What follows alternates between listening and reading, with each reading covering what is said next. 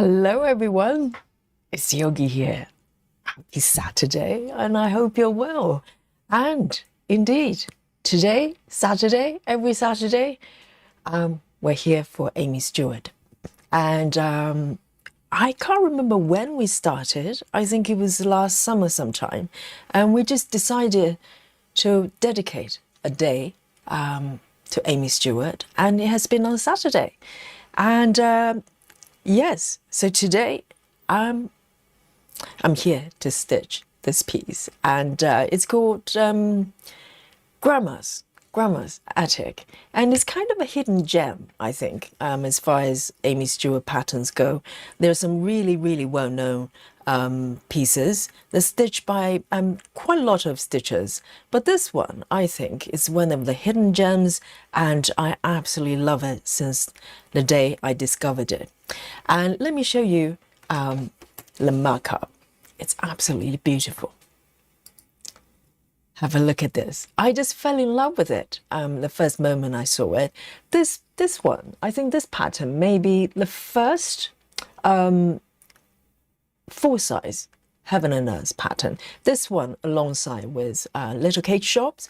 I think these are the two first full sort of full size full coverage patterns from Heaven and Earth, and I've been enjoying stitching it ever since. I know I have a lot of projects, so I switch around, but you know, from time to time I miss it, and today's one of those days.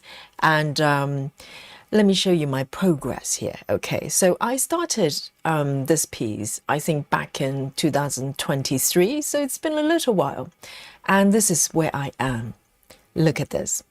So you probably noticed I had a center start.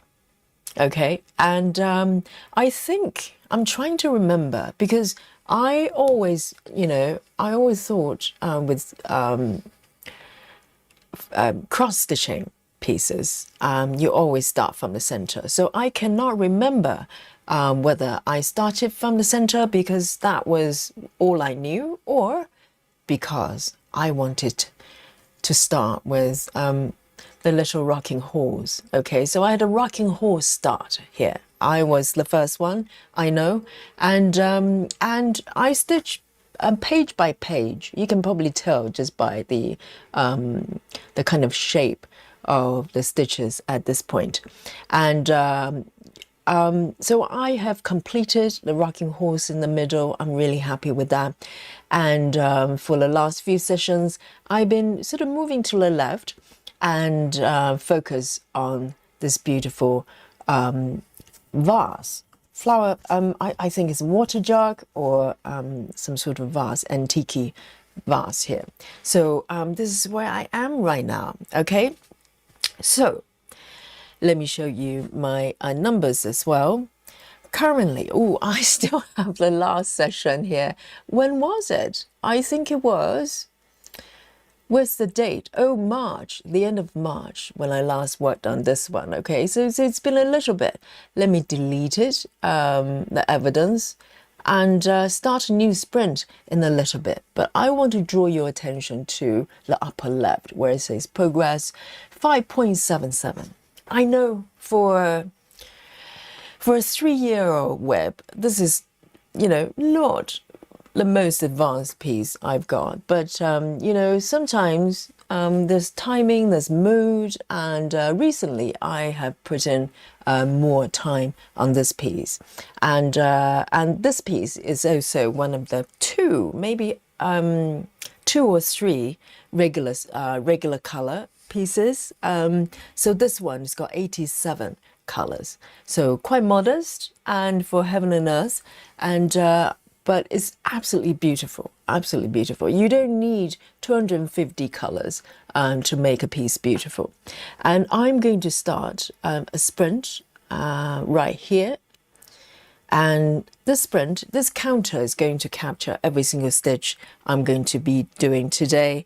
And at the end of every stream, I share the number with you. Okay, so stay till the end, and it's going to be revealed. Okay, so here we go. And I want to say hello to all of you. Happy Saturday. I hope you've been having a great time. London has been very mild and quite sunny as well. Earlier on, the last stream that I did with the members, I actually got to have natural lighting from the front window. So over this direction, there's a big window in front of me. So this is a room with a, a view, so to speak. I can overlook my very tiny London patio.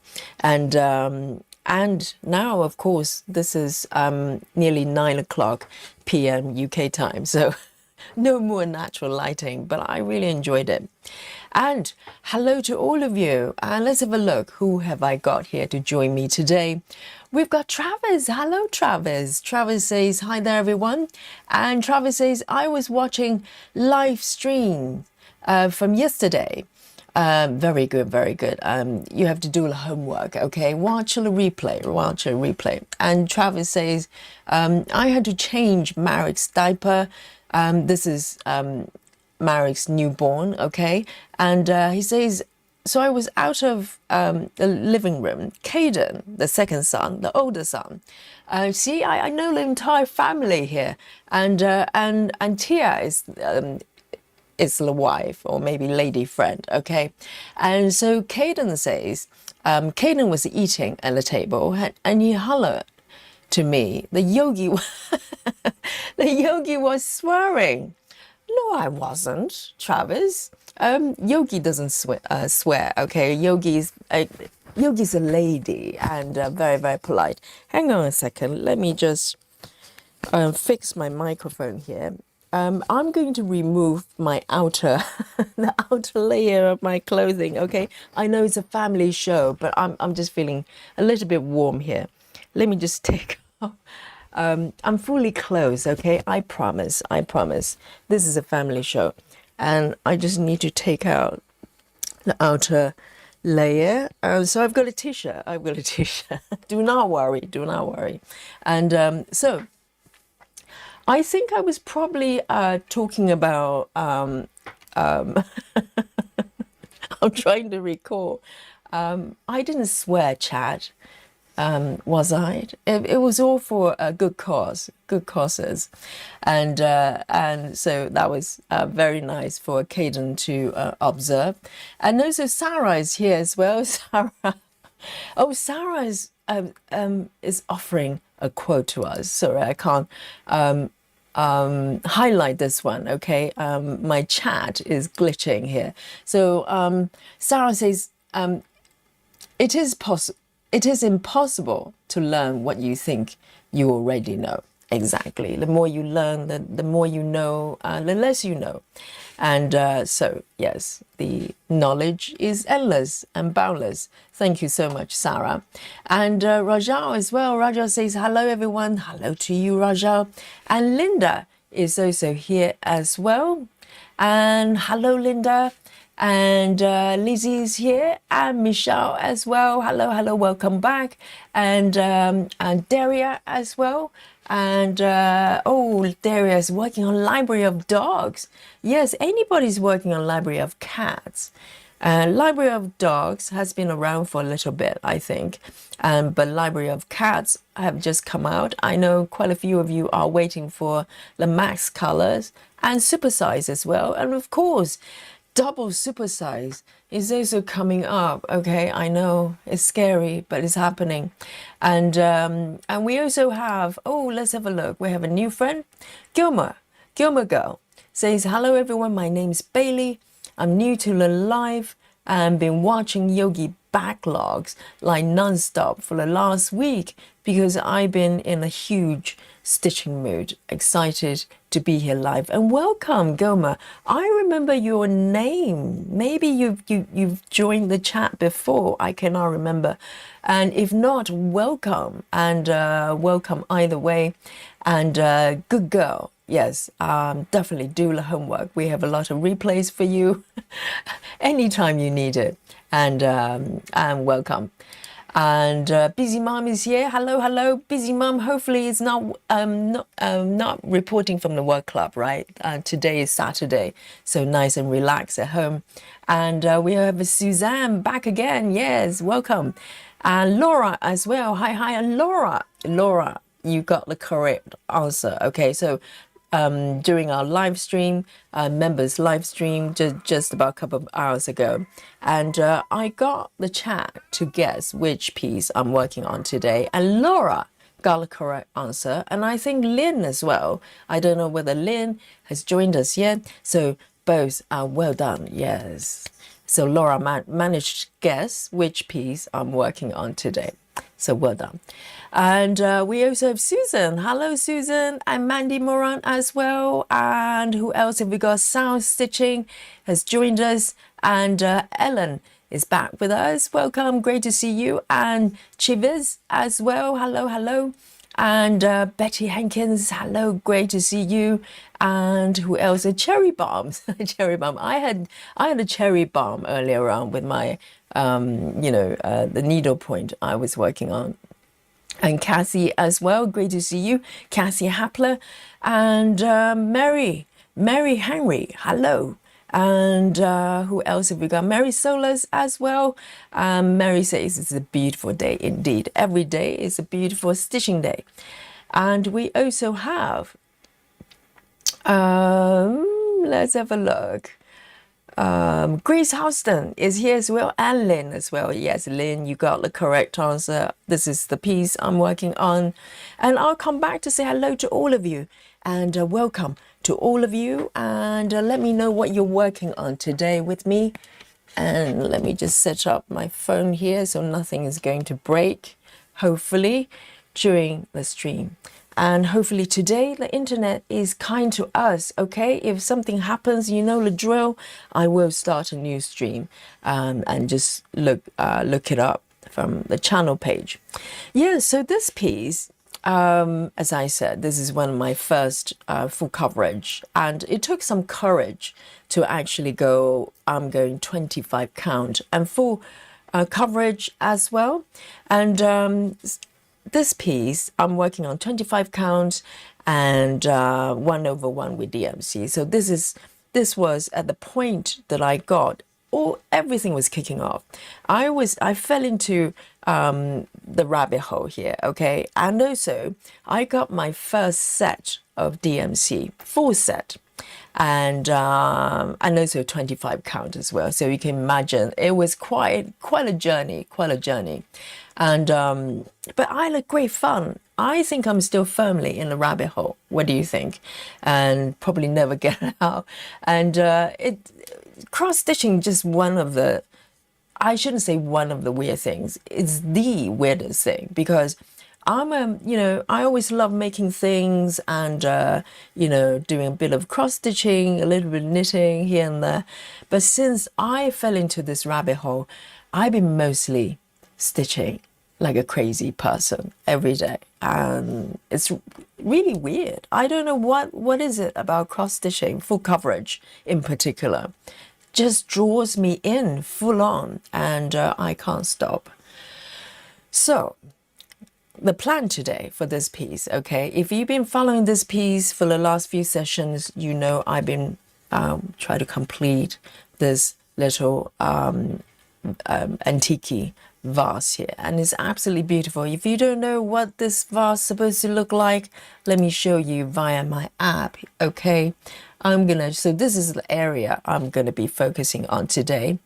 And let me turn on the markup so you know what I'm trying to achieve. That. Can you see that? It's beautiful.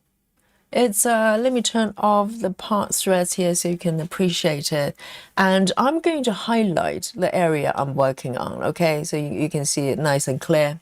Can you see what's happening on the markup there? It's gorgeous, isn't it? And I think I probably need to adjust the height a little bit. I think I need to bring it down a little bit. So yes, so this is what I'm aiming at for the last few sessions. And I'm having great fun here. So let me switch back. there. And I've been working on it following the minimum to max, meaning that I'm going from the number of stitches that's got least number and going up gradually. So eventually, you know, the final few colors, there will be quite a few, you know, all over this area. And it's quite a large area. I'm trying to see whether I've got the same selection here. I think I'm doing okay with the selection and I've locked it. And so I may have moved the box a little bit since last time because I cannot remember where it was. So I moved it and resized it a little bit. So when I open my thread list today, I might have a few bits and pieces I need to fill in. So let me just readjust my setting here. And I was correct. I've got quite a few single stitches to go for, but it's quite okay. This is just one of those things that you have to do.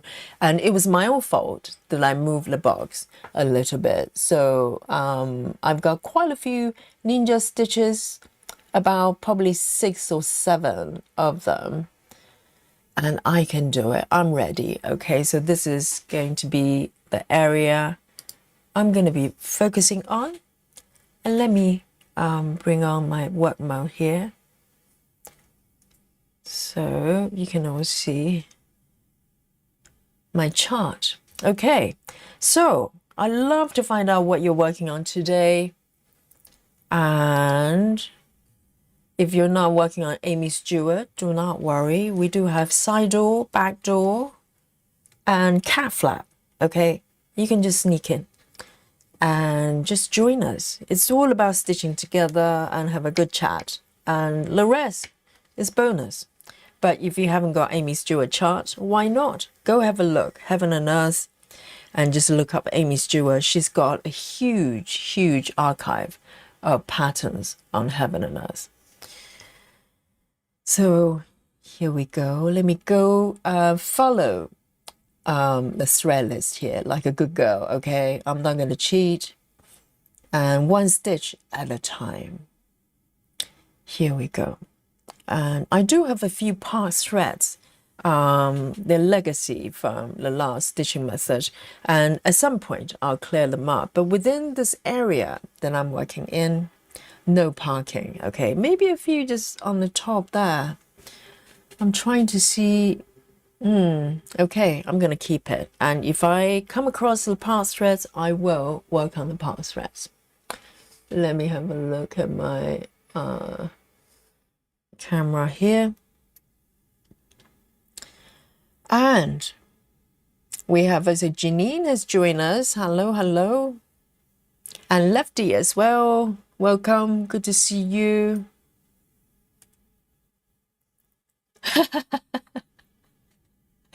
Travis says, Caden heard a certain word that can be used for a donkey. Oh dear. I know which one you're talking about. I'm trying to pretend that I didn't know, okay? Yes. I think the last stream, yes, we discuss controversial topics within the stitching world, okay? And learn a few things every time. And also congratulations to all of you whose members badge turned gold. And you probably notice the few members has got gold, heart of gold now.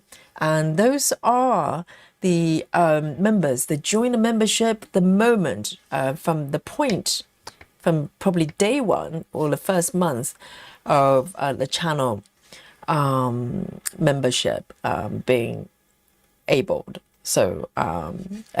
rather. And so you've been with the channel for 6 months. Thank you so much for your support. Our streams here daily is completely avenue free. No adverts, no ads, complete ad free for the best experience for everyone. And the channel members definitely, are critical and for the channel's, going forward. So thank you so much for your support. And so I'm going to pick from the top of the list here and follow the rules, okay? So I'm stitching minimum to max, so I'm going to clear off all the ninja stitches here. So I'm going to start from, and I'll try not to move the boxes because it's a problem. So the first number is a beautiful, beautiful blue turquoise. I love it, greenish. And this color is interesting because this color depends on your interpretation of colors. You could interpret it as green or blue or combination. Okay, let me show you. 3766. 3766. So on a members stream, we were talking about color blindness. The topic came up, and we're also talking about interpretation of colors. 3766. So look at this color. Do you see blue or do you see green or somewhere in between? I'd love to know. 3766 is my first color for the chart.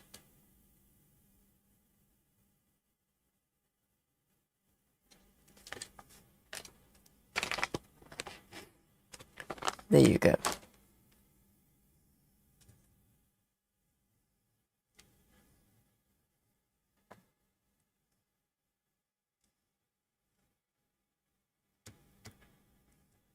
Blue. Oh, everybody says, Lizzie says blue, Busy Mom says blue, and Ellen says blue.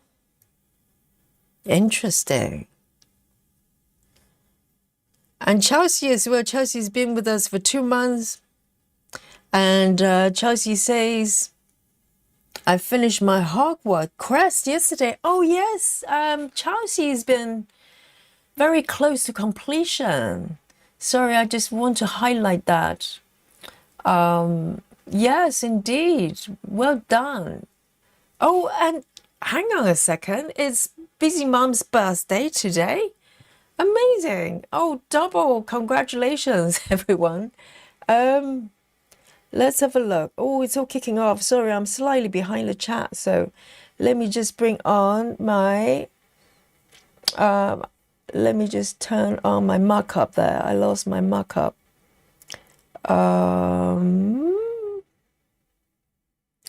Yes, I don't know why it's not showing. Yes, never mind. I'll fix that in a bit.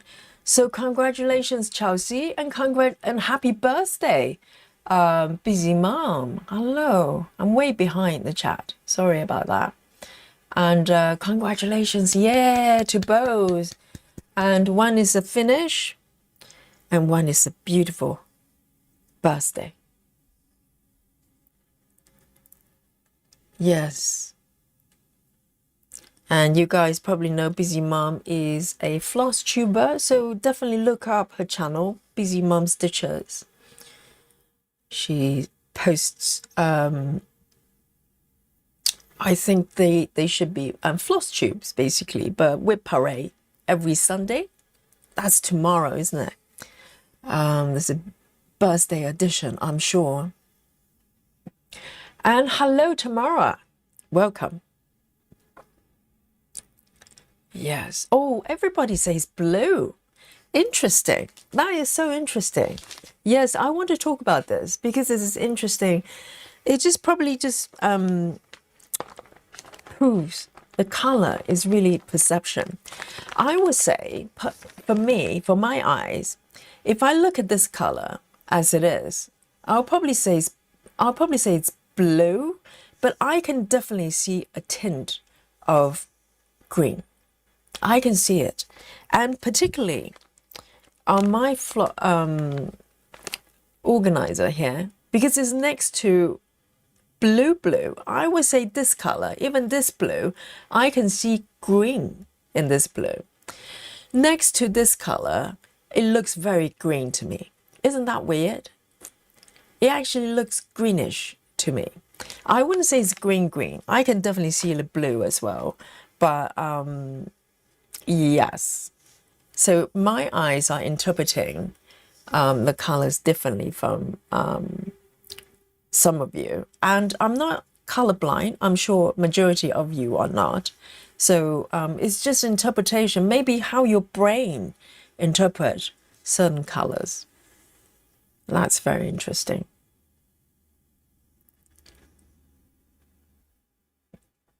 Oh, no one says green then. So am I the only one? The only weirdo in the village with weird eyes?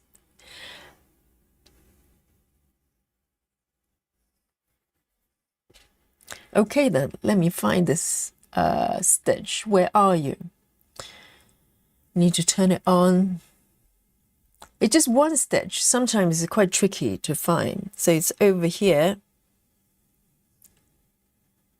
Right there. Just one stitch.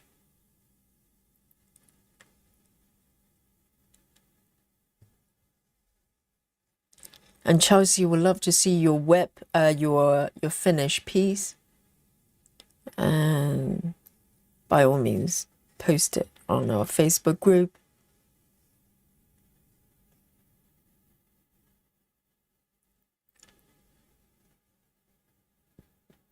Chelsea says, my husband is currently picking my next chart. Oh, do you trust him? He's going to pick something he likes. But what if you don't like it? Would you still do it? I don't know if I will ever allow Mr. Yogi to pick anything for me to stitch. You know, I'll probably have to say no if I don't like it.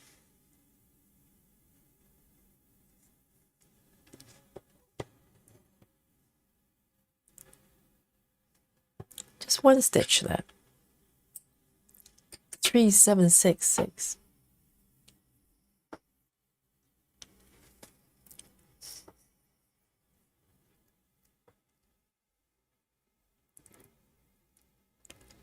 Done. And Busy Mom has got a birthday start as well, aren't you? I can't remember which chart that was. Was it a I remember you posted the markup. Okay, next one. A30. A30.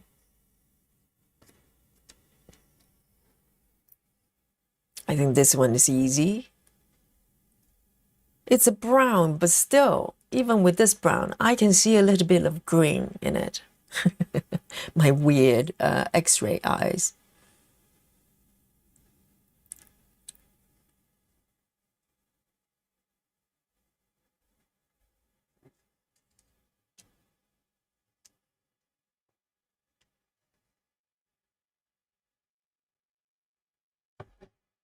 Oops.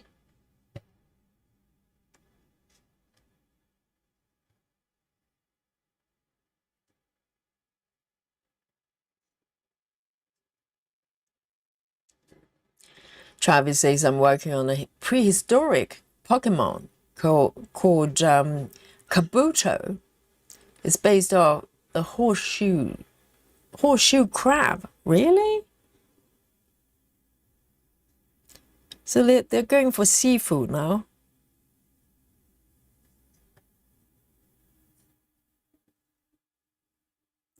Just one stitch.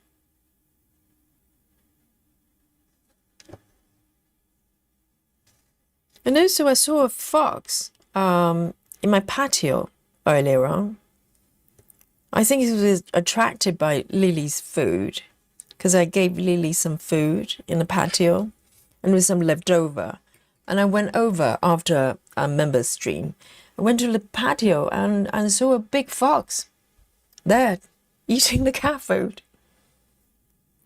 A30. Let me just have a quick check on Dolly. I heard some weird noises outside. There's a kitty management going on here. Hang on a sec.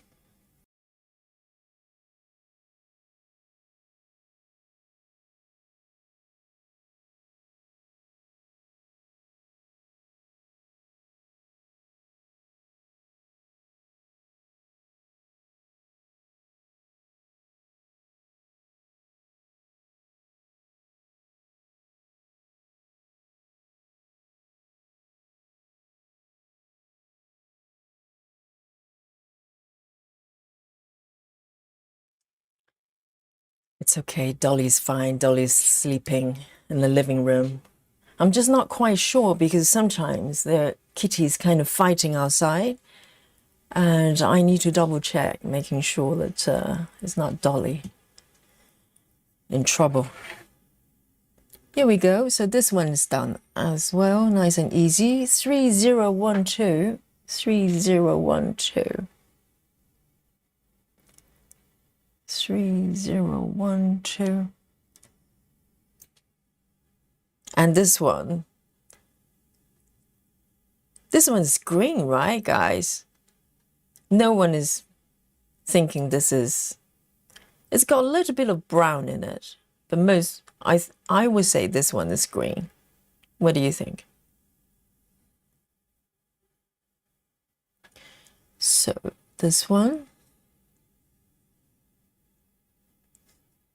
Oh dear. Okay. I think I just made, well, this stitch, no one noticed. Great. This stitch is supposed to be up here, but I'm going to fudge because these colors are so close. Okay. We're starting with fudging. I know.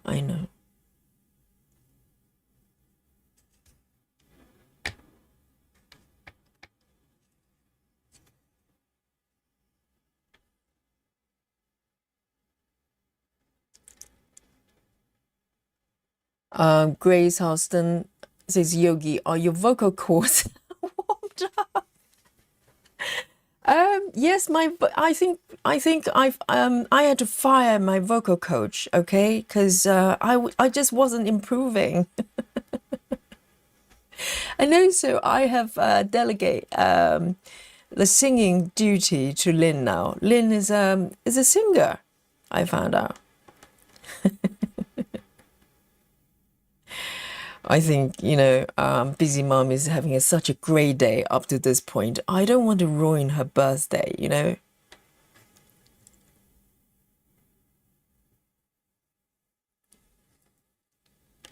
And Ring, hello. And Clara has joined us as well.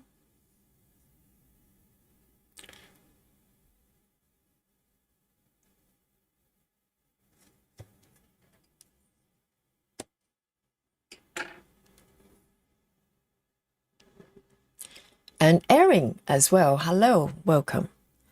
3012. 3012.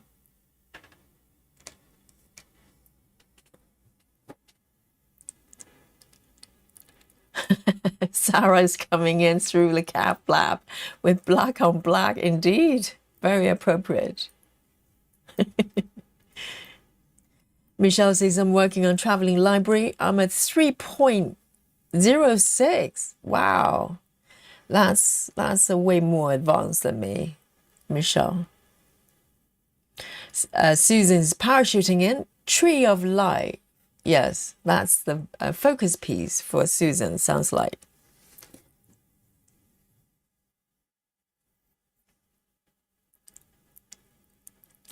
And Laura sneaking through the cat flap as well, along with the 19 cats.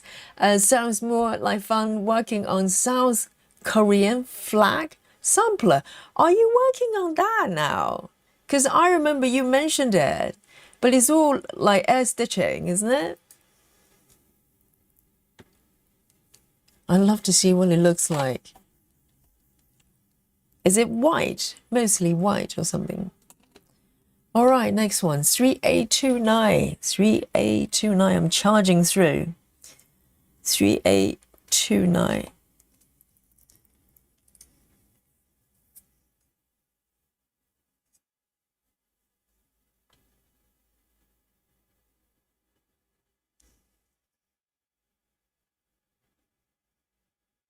And Tamara says, I'm working on rose trellis in. I'm going to be purchased Grammatic today. It'll be my first Aimee Stewart piece. Wonderful. Join me, Tamara. You can, it's a beautiful piece. And I think this pattern only comes in regular colors and is perfectly beautiful. Perfectly beautiful. I know, I love it. I just love the theme.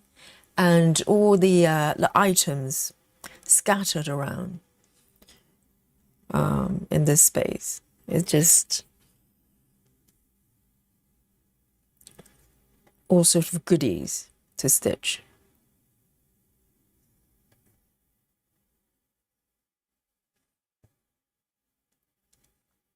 And I'm trying to recall whether yes, of course, I've been parking because I switch my stitching methods frequently, and I may have started with block by block, diagonal, page by page,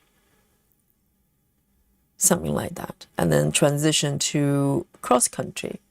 Because in the very beginning, when I started stitching full coverage, I did not know how to do cross country because that was just not the way I stitched up to that point. You know, I was doing Dimensions Kit.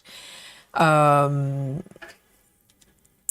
was stitching mostly color by color, you know, very little confetti. So cross country doesn't really come into it.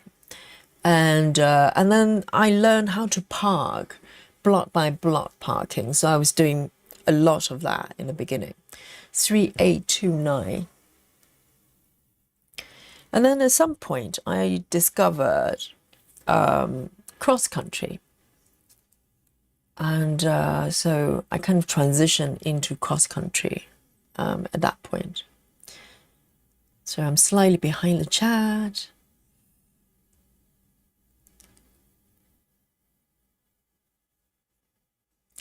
And Gilmer Girl says maybe, referring to the color recognition, interpretation that we talked about earlier on. And Gilmer Girls, maybe you're picking up the undertone.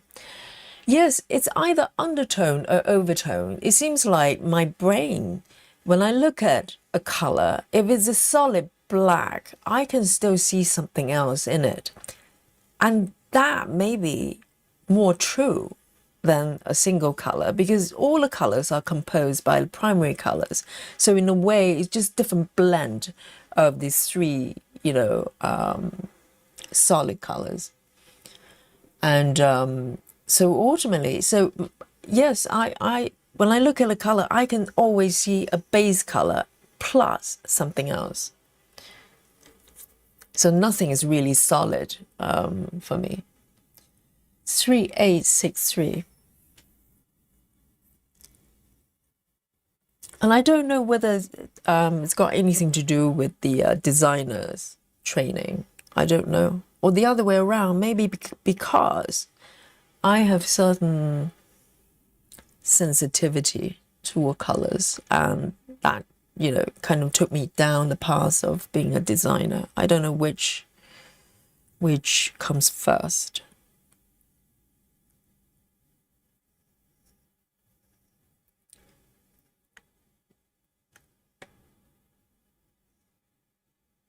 So this one is light brown.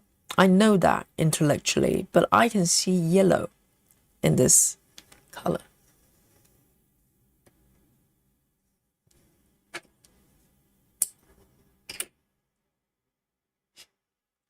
Three 3863.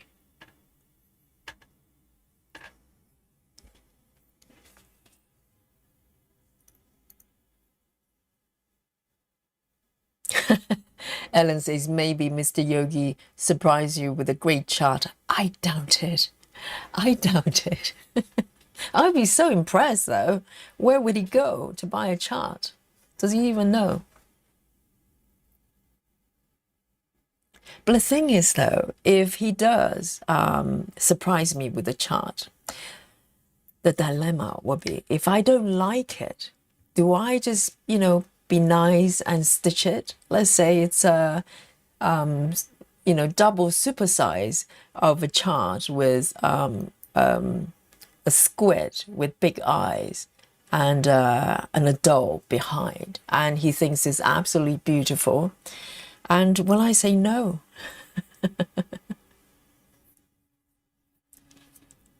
That's a decision. Oh yes, it's called Old Fashioned Country Kitchen. I remember now. Yes, And it's from, I'm trying to remember, is it Titan? Toten? I can't remember the company. Oh, so Busy Mom. Busy Mom says that's a green. Are you referring to that blue in the beginning? I can't remember. Sorry, I'm totally off the timing there. And Brittany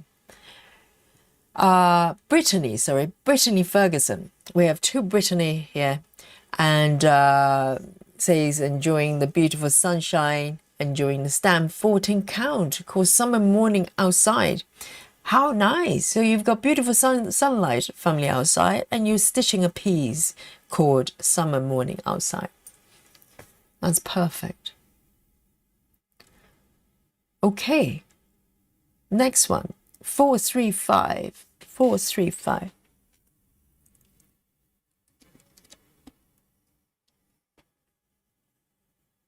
Now we'll be here. I'm doing well. There's only one more ninja stitch.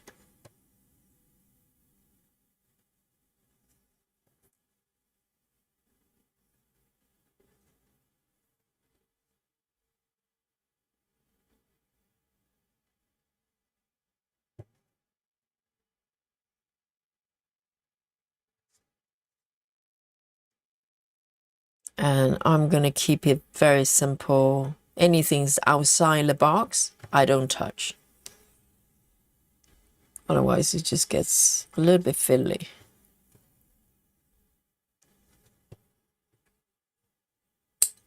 It's 345. 435, sorry. 435. Hi, Cassie.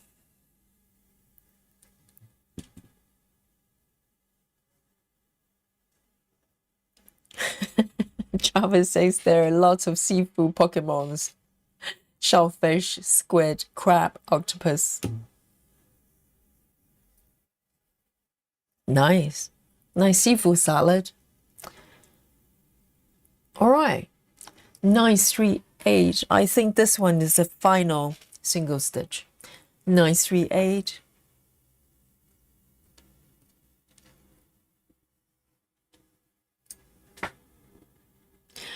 That is so funny, Lizzie.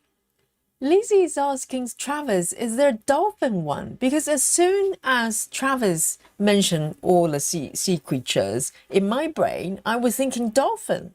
Do you have a dolphin one? And lo and behold, Lizzie is asking the same question. Yes, I was wondering whether there is a dolphin version. Wouldn't surprise me if there was.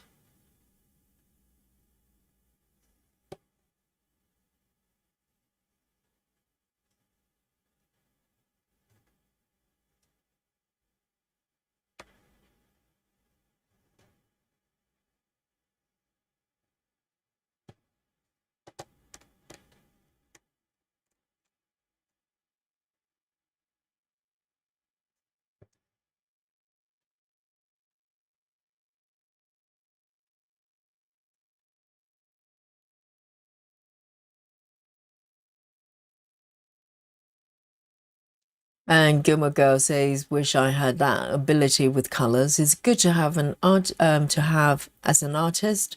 I struggle with that a bit. I think it's useful, particularly if you paint, because you need to mix up colors. Maybe that's where it came from. Because I'm used to mixing colors quite intuitively. I don't really think about it. If I want to turn one color to the other, somehow I just intuitively go to a different color and mix it in. So it's kind of built in. 938.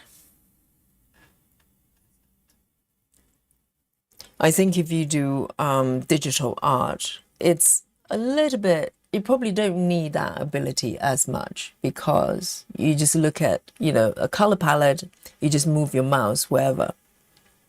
But if you blend colors with paint, then you need to have that sort of, awareness.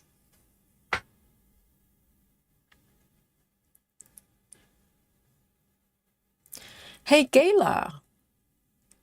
Great to see you.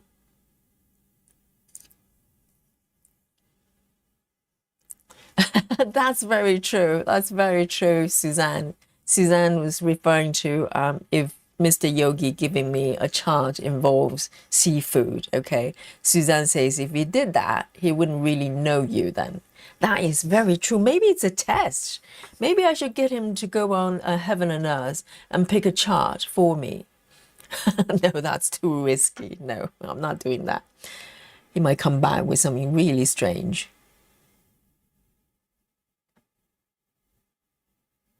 Okay, oh, I'm moving up to 2 stitches now.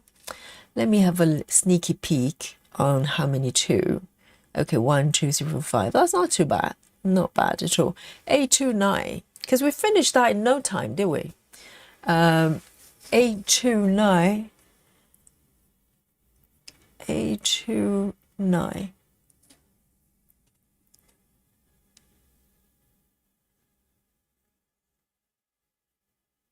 Ooh, what's happening here? I pull 1 needle off the needle bore and it comes with a bonus. I don't know, I think I just accidentally pull something off. Now we have an orphan thread right here.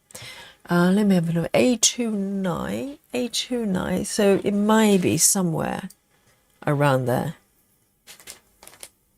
A29. Now I'm feeling really bad. A29. So that was the one I was trying to pull off. And then this came with me. Do you think it's A30? Does it match? No, that's too dark. It's probably A30 because I was pulling A29 off the needle bore and this one came with it. I think it's a match. A30.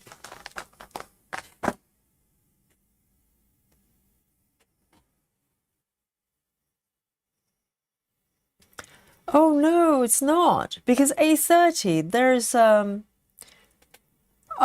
A31. I think it's A31 because A30 there's a needle there already. Do you think that's a match? Why does it feel like it's darker? That doesn't look right, does it? That looks darker than A31. But A31, there's an empty needle there. Susan says, Countessa coming up. Oh dear. I'll probably need to break up with Mr. Yogi if he got me a chart like that. That doesn't look right. Inconclusive. A29. A29. Okay. Let me come back here.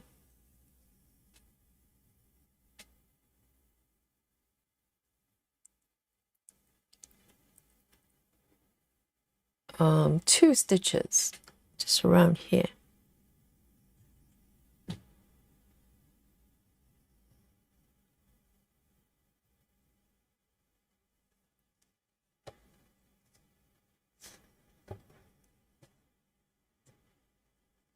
So I'm fudging, okay, because I'm replacing the stitch that I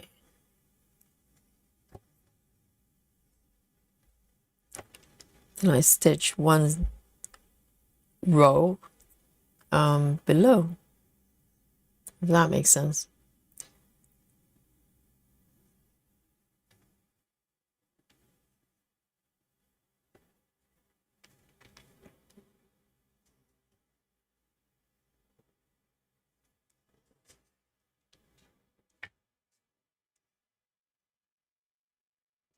Tamara says, I try cross country and I get lost and make more mistakes, so I stitch diagonally. And within one block, we'll do small cross country at times. Yes, I think if you get lost, which I do as well, and stick with either block by block stitching, or if you don't want to park, then you can do mini cross country, right? So sticking with pretty much where you are and just move away quite slowly, quite conservatively. That's probably best policy. But it doesn't stop me from wanting to go a bit further from time to time, depending on which project it is. A29, A29. And sometimes you're just feeling a little bit more adventurous.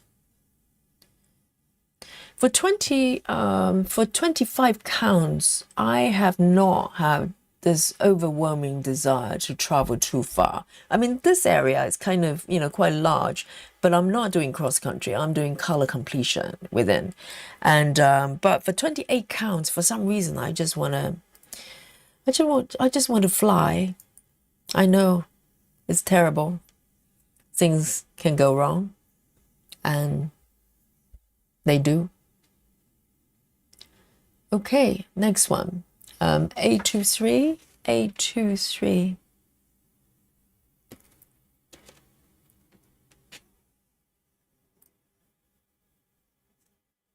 And this one, it's blue, but I definitely see some yellow to it. Weird, huh? I know.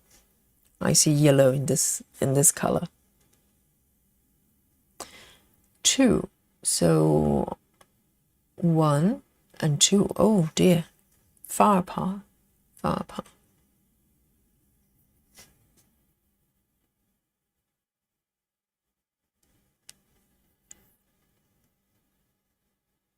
Laura has posted the flag. Let's have a look and we can all laugh.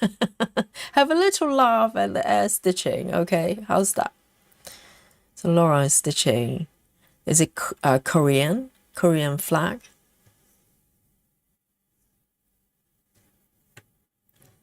Hang on. And I'm gonna end it here.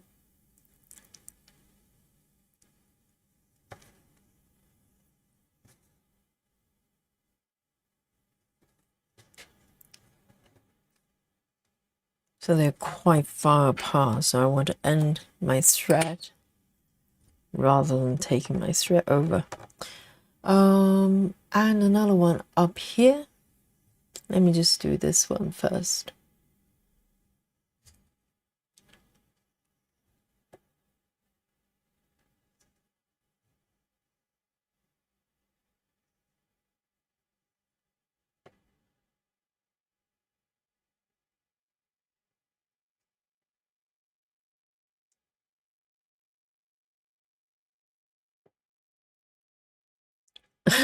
So you can always ask the Yogi squad first. I bet if he came to the chat and asked the chat to select the chart for me, I think we're gonna end up in the seafood situation. Okay, we're probably gonna end up with one of either huge eyeball or seafood. I bet. Or a giant doll of some sort, like Chucky, the Bride of Chucky or something. A23. Let's have a look at oh, okay. I'm just looking at Laura's post. Okay, let me just show you. So this is Laura's flag. It doesn't look like a flag though. Is it what it looks like? Hang on. Let me making sure that I'm looking at the right one. Yes, this is Laura. Laura says, South Korean flag sampler. Oh, so it's not a flag as it is. It's a sampler. And it's not as bad as I thought. It's got black stitches. So I was thinking about air stitching, like a lot of light white and light gray. This is actually quite interesting looking. And how does that work then? Oh, hang on a second. Are these stitches the light gray? So it's not like stamp kit. So these are stitches. No way. No wonder you're suffering. How does that work? So just black and white and light grey like that. I don't know what I'm looking at. I'm so confused. So these are stitches, right? Definitely. Some 310 going on there. Are the light ones stitches as well? I think they are. They are crosses. Oh my goodness. So it's like black and white overlapping. That is so interesting. But these ones, how did you manage? My goodness, white on white, pretty much. Oh dear, Laura. I'm sure it's going to be beautiful, but you know, you have to suffer for your art.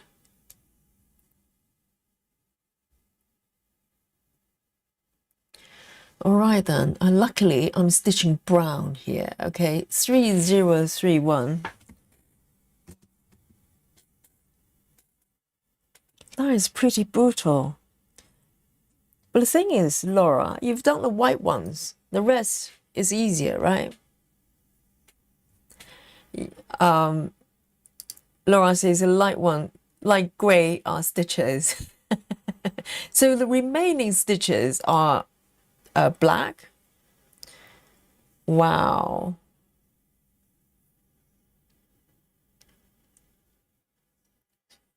So the worst part, if I could say that, the worst part is over, hopefully.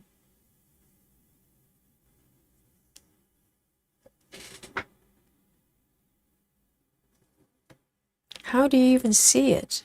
How do you even see the stitches? Hey, Catherine. Welcome.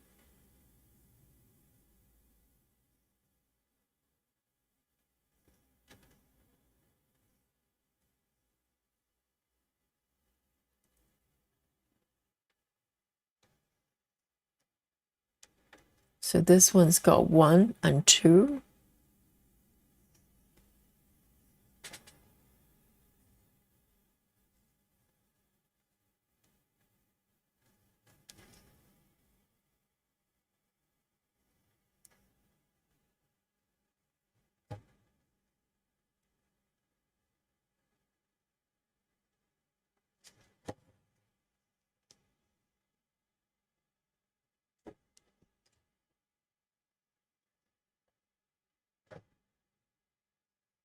Laura says, at least each motif is different. There's some areas of black, blue, red, but mainly the whole thing is grey.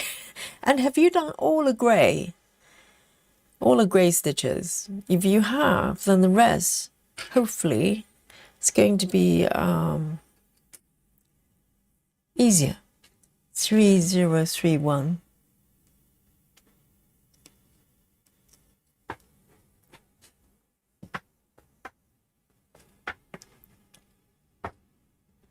Oh, Ellen says, yes, Ellen says, I will tell him the vintage garden bookshelf. Oh, Ellen, you're tempting me. You're tempting me.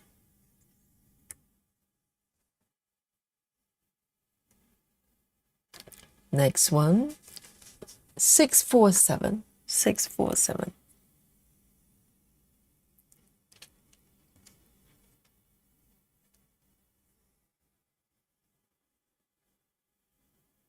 And this one, what do you guys think? What color would you categorize this color? Let me zoom in a little bit. Can you see it?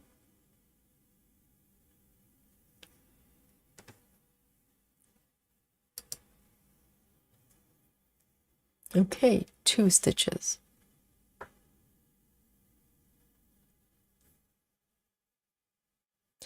Catherine says, I started a Laszlo Koday piece today and went to a high school musical. Who's high school? High school musical.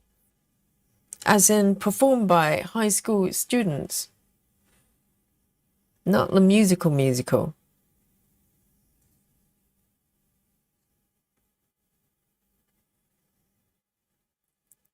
Um, these two. Oh, this one has been done already,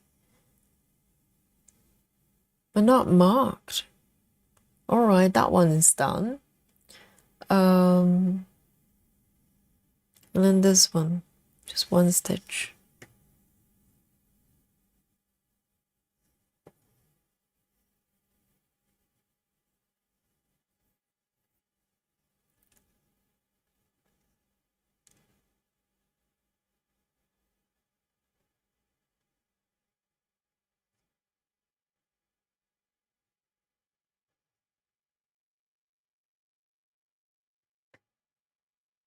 Here we go.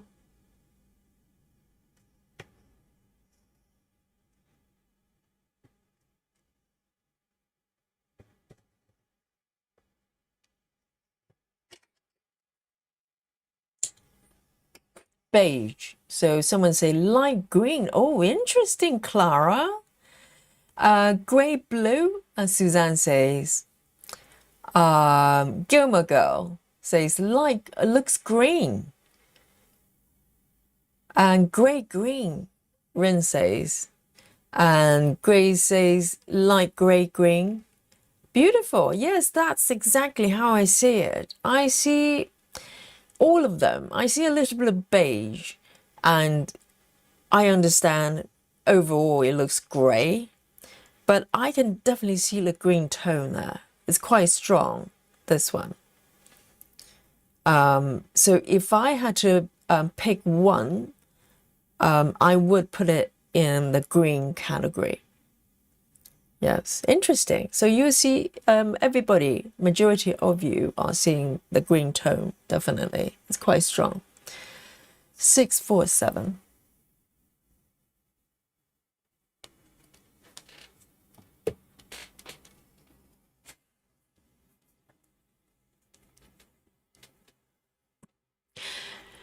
Michelle says, Yogi, we wouldn't tell Mr. Yogi seafood. We will pick supersize max color on 32 count fabric. Supersize, oh, super size. Oh my goodness. Yes. So for the super size, you know, the one we're probably going to get with a Library of Cats. 25 is still stitchable, right? You don't have to go up to 32 necessarily. And Michelle, after that, you know, I have no eyes left. My eyesight would. Well, 32 is stitchable. I just wouldn't know how to do it because I do not enjoy it with 10 stitches. Okay, 434. This may be the last two stitches. Let me have a look. Indeed, and next color is going to be 5 stitches. Yeah, 434.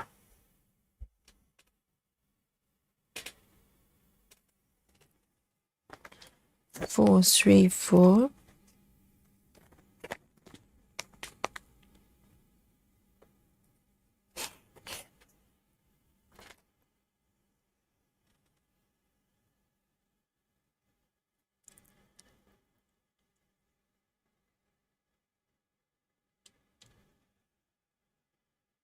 Oh, Catherine says my son is in high school. No, it was carousel. I found all the concept offensive. I have no idea what that is. What's carousel? The name of the musical?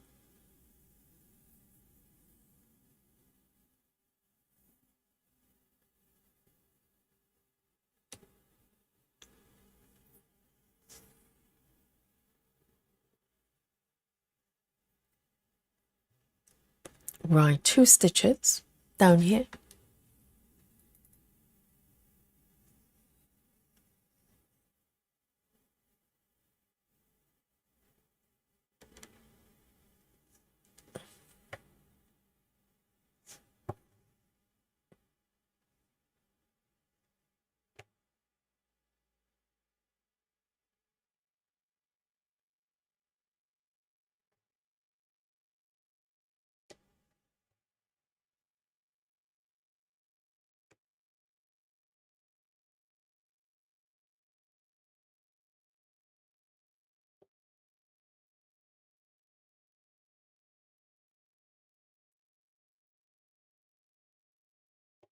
Okay.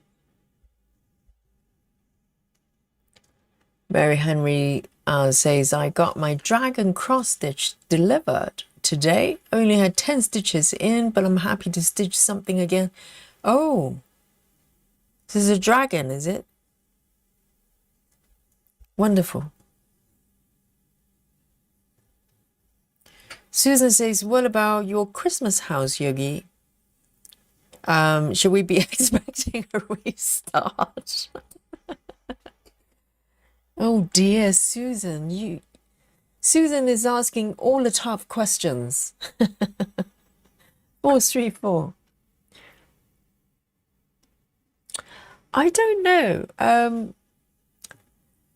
Susan, you're going to find out this coming Christmas, okay? It's not very far away. Only about how many months? 8 months. 8 months away.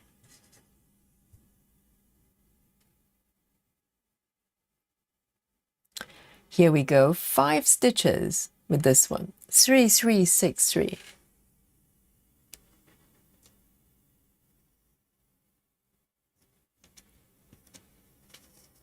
Lovely. And this one as well, it looks green, but I see a lot of yellow in it. Can you see that? A lot of yellow.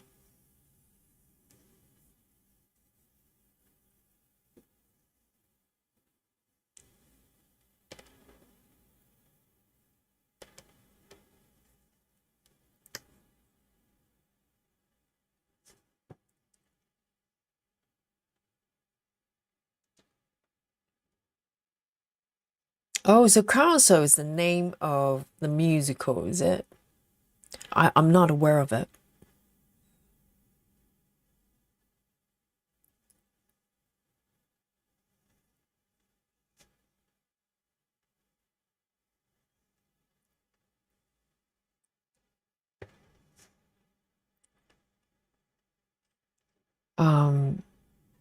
I was really into plays for a while, maybe for about nearly 2 years, few years back. I was going around London, mostly small theatres, a lot of pop theatres. I don't know, do you have pop theatres where you are? So generally just like a bar or a pub, and they sometimes have a room in the basement or upstairs, and they just have a small stage, and a lot of independent theatre groups or individuals, they just do shows there. So it's very intimate. It's totally different from going to West End or in America that would be what is it? Equivalent of West End. Broadway. It's totally different from that. And oh, I've got one thread here already. Let me have a look. It's very, very intimate because all the actors are right in front of you, And and I love supporting small theatre groups. So I was watching those small productions every day. Just go to different small theatres. And I did that for nearly 2 years. 3363. Let me have a look. But I was never big on musicals. 3363. Let me put that back in. I've got a pass through here already. And the only musical, or maybe 2 of them, that I can say I really, really love would be Phantom of the Opera and also Les Miserables. I think they're both, I would say they're more like opera rather than musical for me. They're operatic.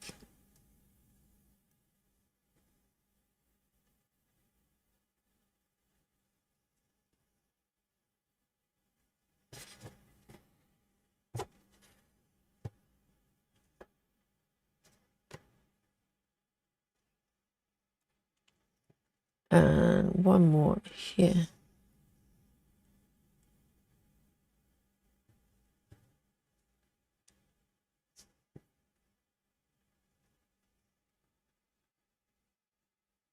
Okay.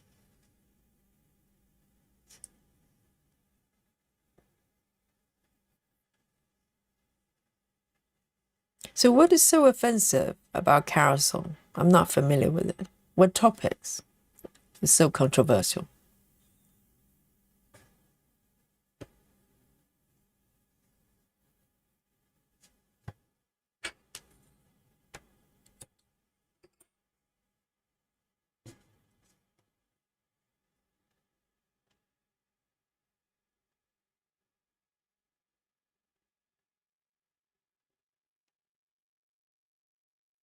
Um, 3363.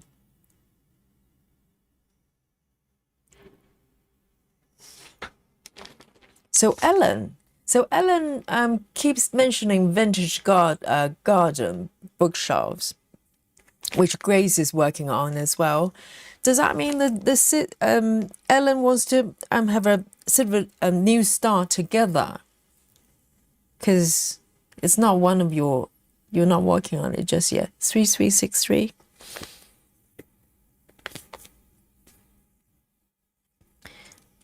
Let me just pop it back. 3363. I clear one part thread. Very happy with that. Okay.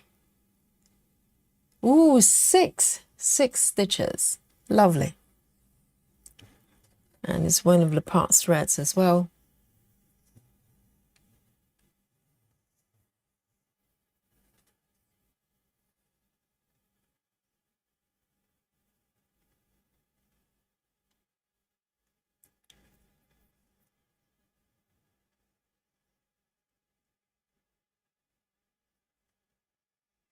Yeah, so Lizzie agrees. The Mizra and Phantom.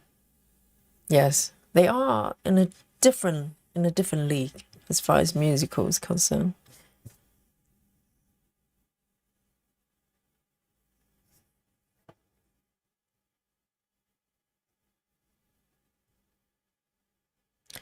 Where am I here? Okay.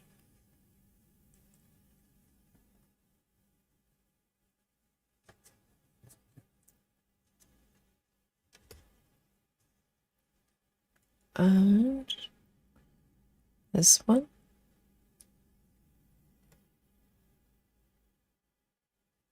This fabric is so nice to stitch. It's like stitching butter.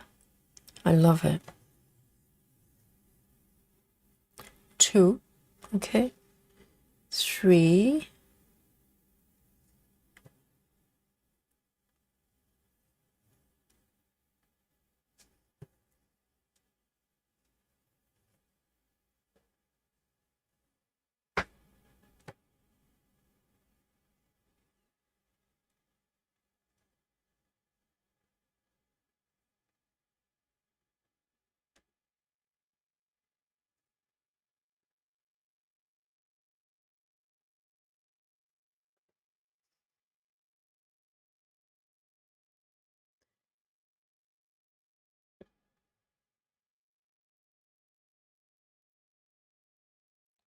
1, 2, 1, 2, 3, 4.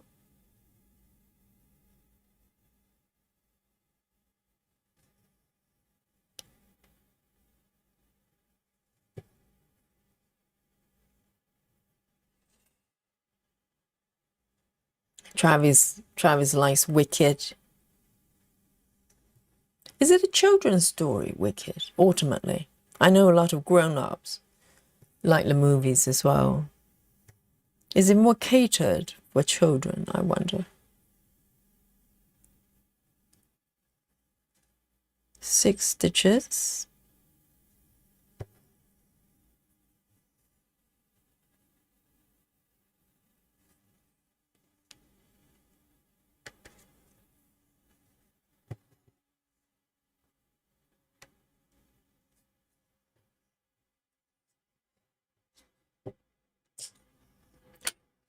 $6.40.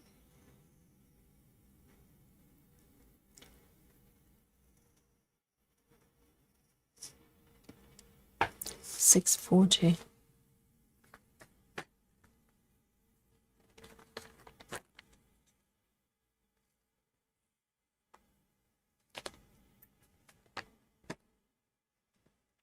Ellen says, I have Cat Library as the next start, not the garden bookshop, as I have a lot of supersized max color to go. Then why do you keep suggesting that I should do it? How strange.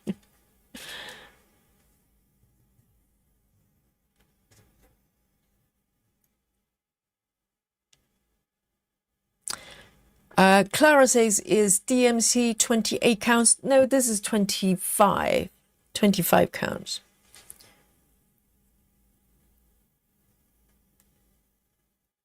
And it's just so soft. I don't know, I can't explain it because each fabric, the 28 DMCs, I love it as well, but it feels very different. This one's just so smooth and glidey. It's lovely. Catherine says, I usually love theatre. Yes, I love the fact that with live shows in general, I think it's unique just for that moment, for that show that you go. Even if it's the same show, they can run it, you know, every day. But that show that you watch is one and only. You know, it's got something unique for that particular show. And I love that. And I love the energy as well. Live theatre energy. Oh, 11 out of sudden. Here we go. Now we're talking. 158. Yes, we're in. 158. Here we go. This is definitely purple, right? Blue, but purple. I'm sure you agree.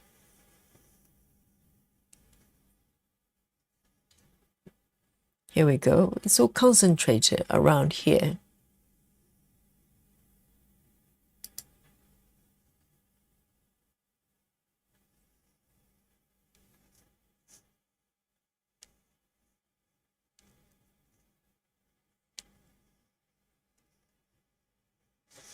Oh, let me have a look here.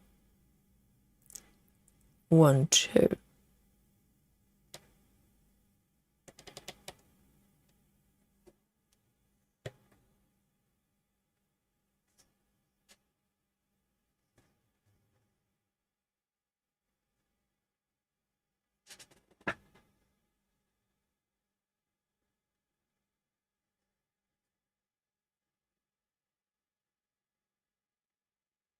Ellen's reasoning will be because you love it and you need it.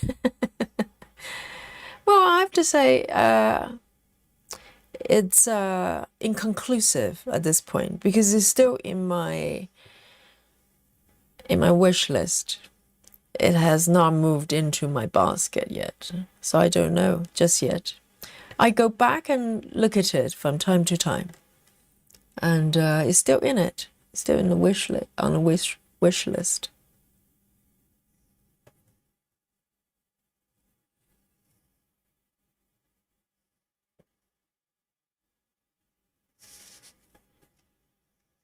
Catherine says sexism. Oh, referring to the Carousel, the musical. So it's been around for a while, has it? I'm not aware of it. So sexism and misogyny, misogyny, and not positive. But a lot of, theatre, plays, or movies are like that, though.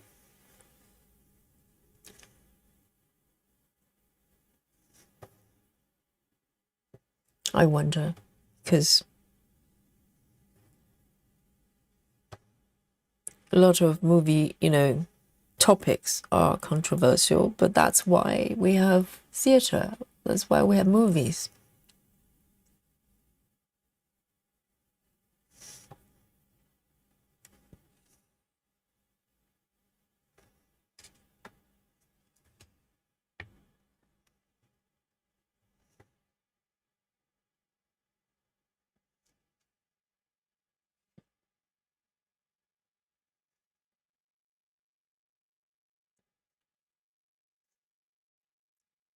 Okay, over there, that's done too.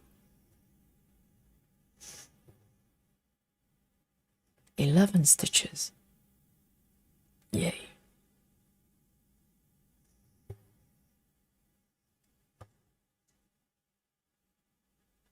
One, two, three. 1, 2, 3.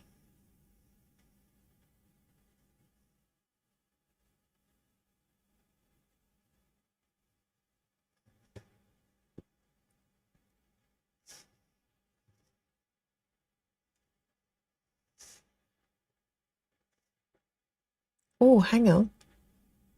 That doesn't look right. Nope, nope. Reverse stitching demonstration coming up. One stitch off.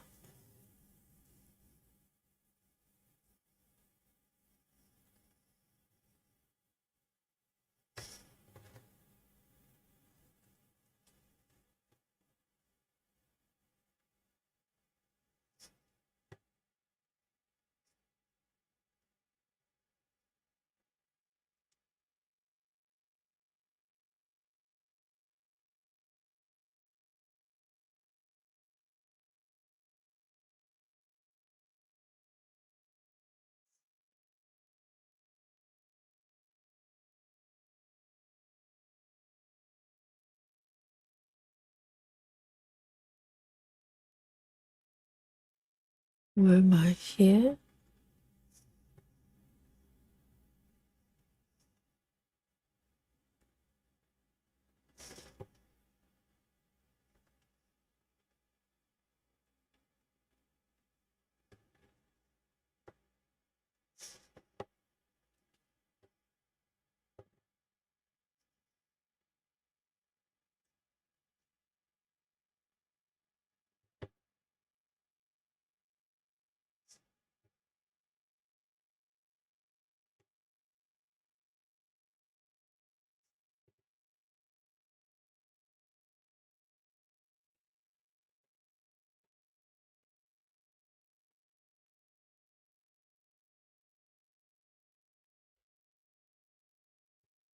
Okay, 3 more.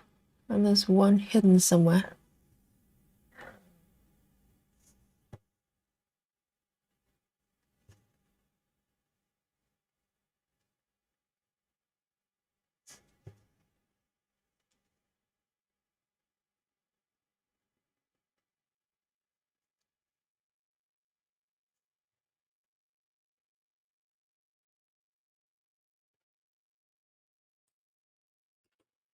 So, Catherine, did you not know the production was controversial before you went? Or maybe you did, and it turned out to be probably even more so.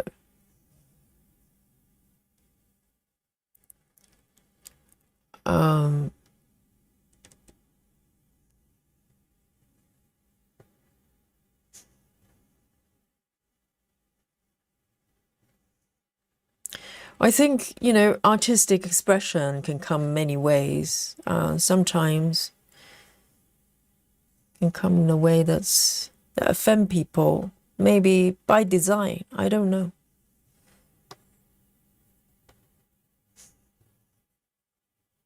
So it kind of provokes emotions.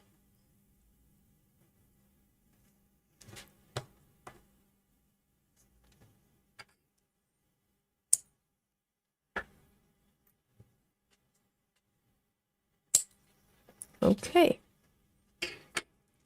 Very nice. 15. Yay. 15 stitches. Here we go. And gradually I'm clearing the part threads as well. There's some part threads on top here.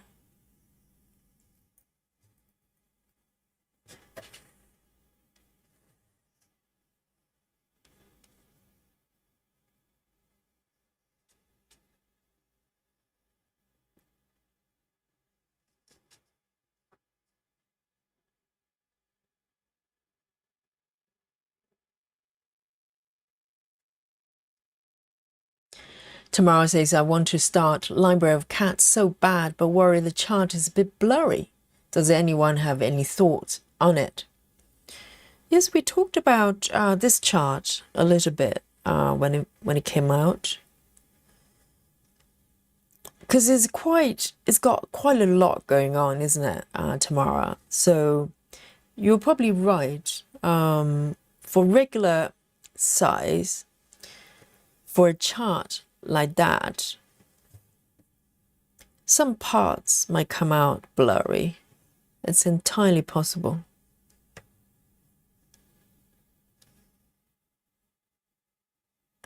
But I think there is going to be a supersize coming out. Maybe you can wait till the supersize come out. And also there's a double supersize, quite possibly, will come out at some point. When? No idea, because it's unusual. But it has been requested.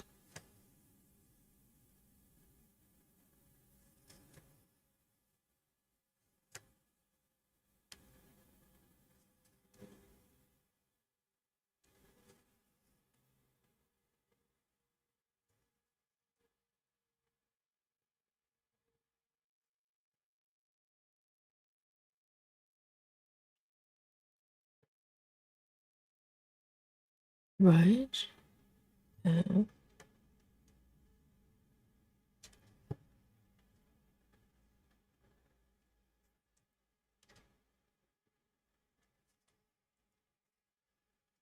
Lizzie says, I want a library of dog as well as a library of cats, but both have supersized max color, as all the details in them need to be seen in their ultimate glory.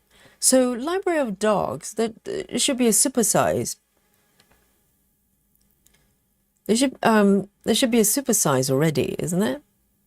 The dog one, because it's been out for a little bit.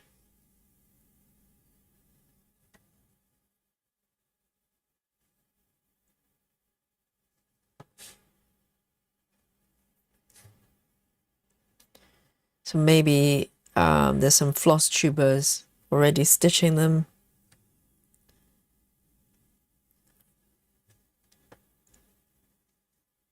This one, 1, 2.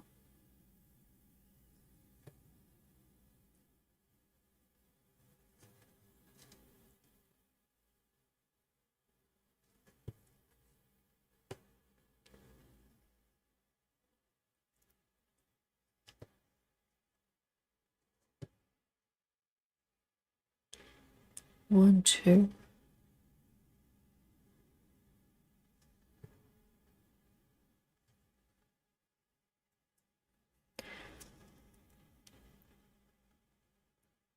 Hi, Dragon Lady. Hello, hello. And Dragon Lady says, cooking vegetable soup and drinking coffee at the same time. Amazing. Great to see you.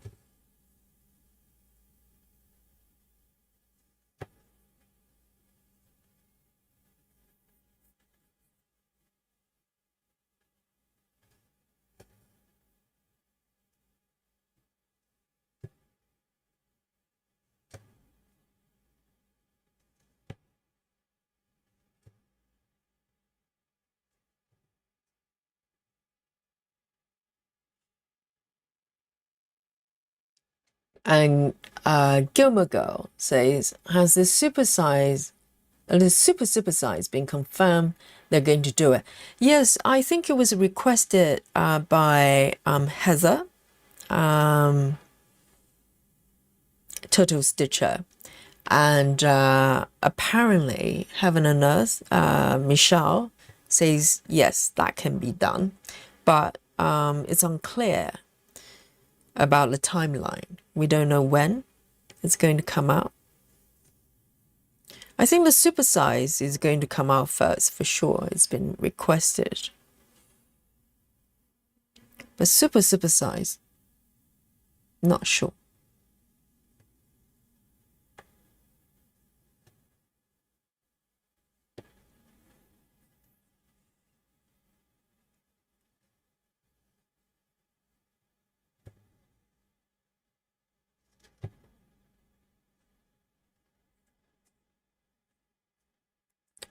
Dragon Lady says, stitch 1,000 stitches on Maggie. And moving on to Suteki by Aimee Stewart. Oh, is that Japanese lady pattern? Very nice.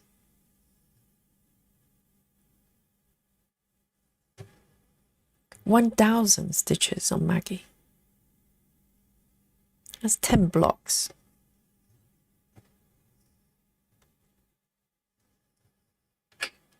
Okay, Street A60. Street A60. I'm going to take a sip on my coffee. This is my third cup today, actually. A little bit naughty. Just one of those days. So Ellen's got supersize max color library of dogs. So are you happy with the sort of clarity of the picture?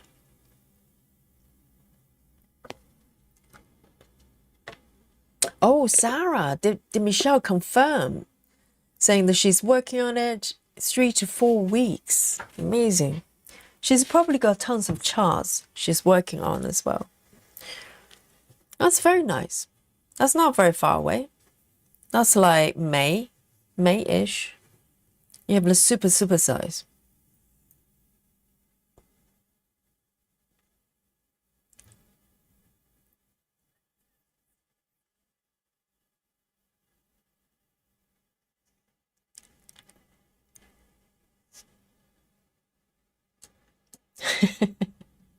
I know, Gilmer Girl, you know, because up to this point, supersize is kind of the, you know, I wouldn't say it's a holy grail, but it's kind of somewhere the stitches feel like, you know, maybe they will get there at some point. But now we have double supersize.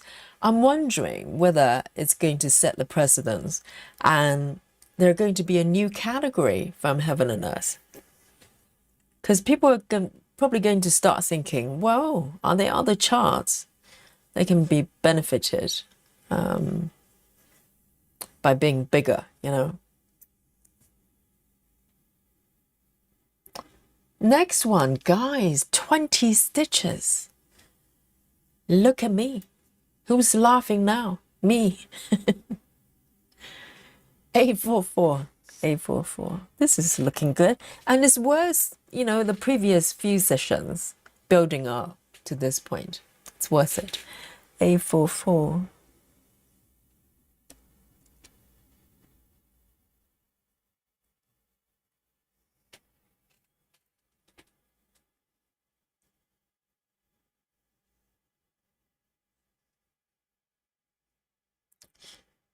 And this is blue as well. This is another example.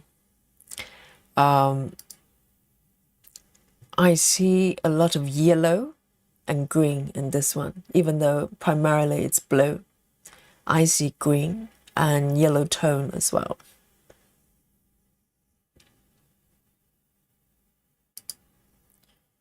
Okay.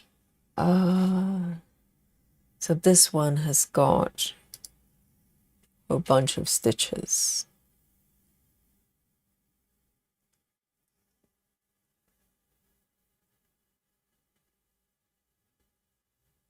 Tamara says, I'm going to wait for the max color for Library of Cats. How big a supersized chart? Anyone know? You can find out by going to Heaven and Earth and just look up the pattern. Oh, supersize hasn't come out yet.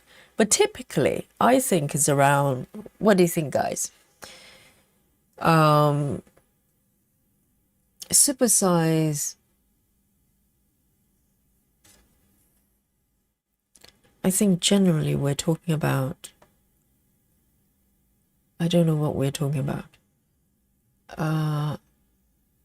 Let me just figure this out.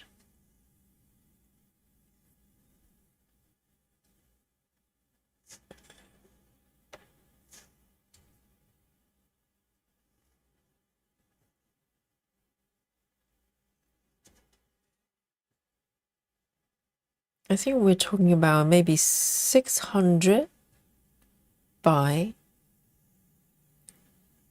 600-ish. Something like that.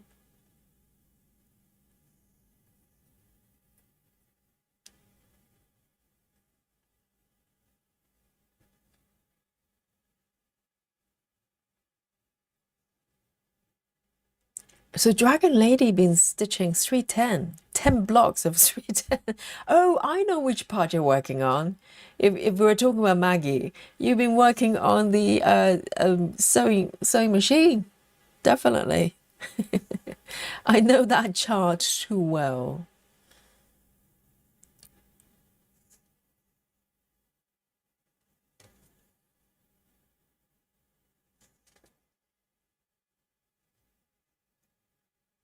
And also Maggie as well. Maggie the cat has got a lot of black stitches, but not as many as the white ones. Maggie's mostly black, white.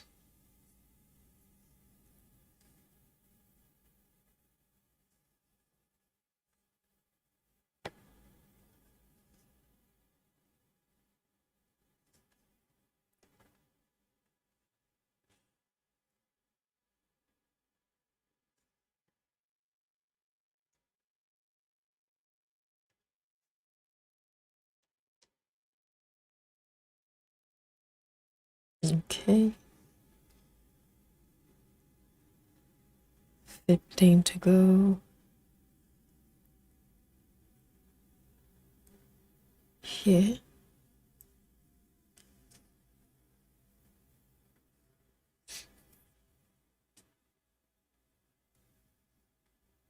Busy Mom says, do you ever wonder why they just don't do supersize max color as on a chart at the same time they do regular chart? Well, I think what they do is they probably want to create versions based on customer demand. You know what I mean? So the default is always regular size, regular colors, and then depending on the demand from the customers, and they create different sizes. Because for instance, this one, for some reason, no one ever requested max max colors and supersize. No one requested it. There's a mini, I think, but no max colors, no supersize. And for whatever reason, they probably just presume that people do not want those. So they probably don't want to just by default putting too much effort into it. Who's that? Stitch is so beautiful. They're creating those different sizes by default, I think. I don't know them that well, but not every single chart has all the variations. So I don't know what rules they follow.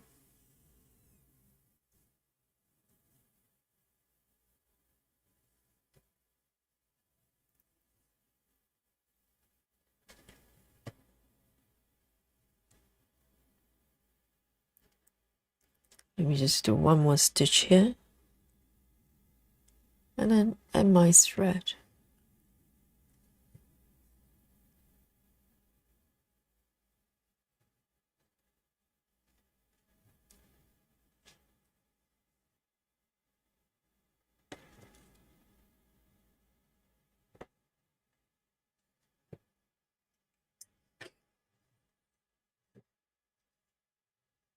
Sarah says that's for regular super size max color. What was the question then? Was it super size?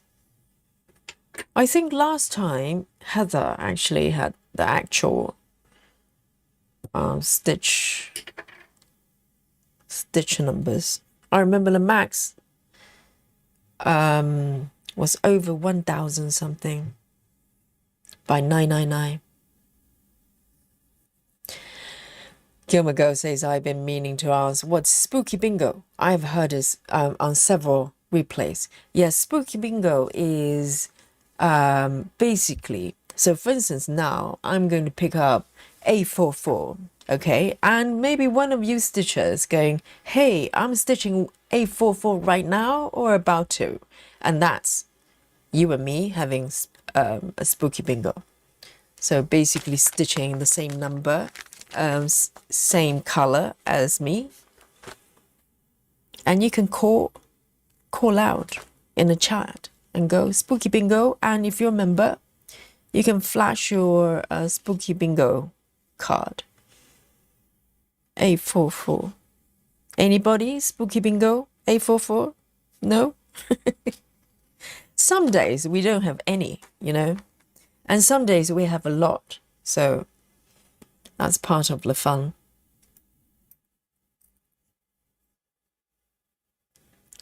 But normally if I go 310, there will be, hey, I'm stitching 310. Because everybody's stitching 310. Is it chocolate time already? Oh dear, yes indeed. Let me, I've got 7 stitches for this color. Let me do the 7 stitches and we can have a spot of chocolate eating. We are very good at that.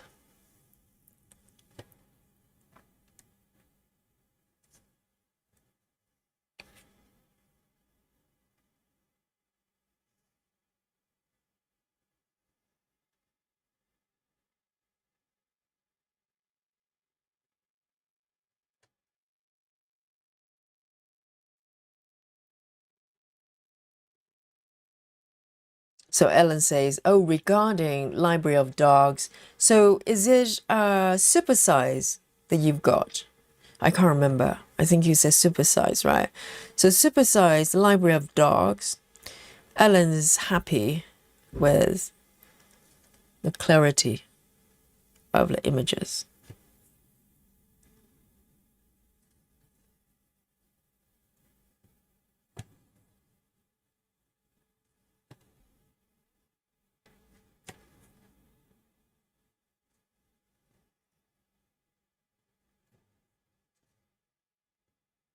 Okay, I've got 4 more stitches with this one.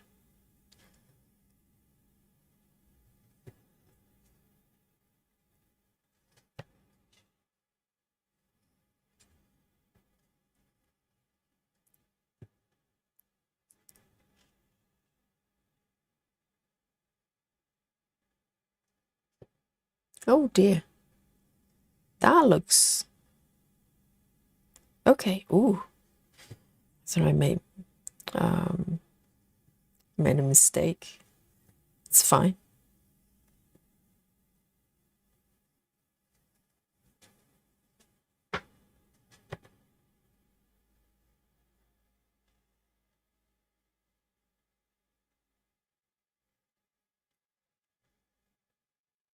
Chelsea says, just got back to the stream after my kids refusing to sleep. Oh dear. Yes. And how do they do that? They just go no and keep the eyes open. Just refuse to close them.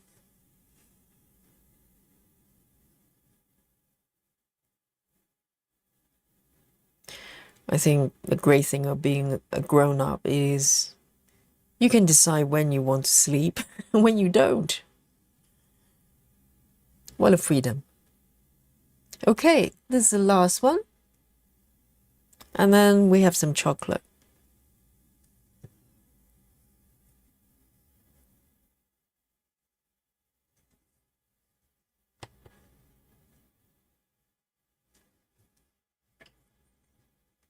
That's looking nice. And I managed to clear quite a few part threads as well. That makes me happy. A44. A44 going back to my needle board. A44. Here we go. Oh, well. Time for a spot of chocolate eating. And I think eating chocolate just like practicing yoga. You have to do it every day and keep practicing, you know. Here we go. And today, look at my little rocking horse there. It's gorgeous, isn't it? And this is regular color. regular size, and you know, the definition is really, really nice. Here we go. Today I'm going to eat something a little bit different. I'm going to bring this back on. Happy hippie, yay for change. I still have my buttons. I still got a few left, but I'm in the mood for orange chocolate. So there you go.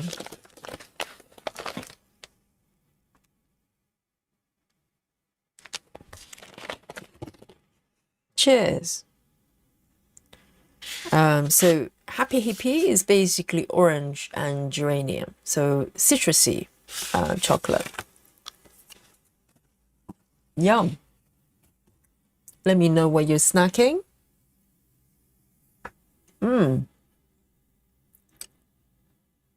Chavi says, trying to multitask when children are involved should be an Olympic sport.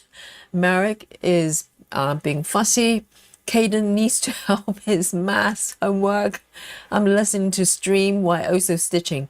I know, that's why not everybody's made to be a parent. I'm definitely not, you know, mum material. I'm okay as a cat mummy, but as a human mom, I think it's not really for me. Chelsea says a new start today is a stamp kit of a library window with lots of flower vases. Well, there you go, join me with the vase stitching. Clara says 999 by 830. Okay, so is that super size? Yes, you're quite right, because my sleep time, the width, I'm pretty sure it's 999. It's scary, isn't it? It's like 1,100 blocks.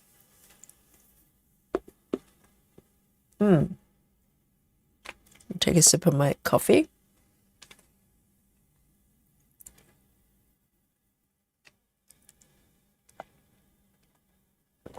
Yes, Gilmer Girl, orange and chocolate really go together. Suzanne is having a phase of milk chocolate. Milk chocolate, nice. Lizzie's having fries chocolate cream. Oh, what is that like? And Chelsea's having Easter egg chocolate. Yes, I bet there are tons of leftover Easter chocolate, Easter eggs. Chelsea says my husband is joining chocolate time. Yes, in order to join the chocolate time, he will have to join the yogi time as well and do a little bit of stitching. How's that? Just do the whole package, you know? You can't just do the chocolate. It's a bit like, you know, if you go to the gym, you have to work out in order to take a break, you know? You can't just do the break without the working out bit. This is quite nice, actually, on the right day, because I don't feel like having orange chocolate every day. But some days, like today, it feels right. Can you hear that? The snap? Yum. Definitely hits the spot today.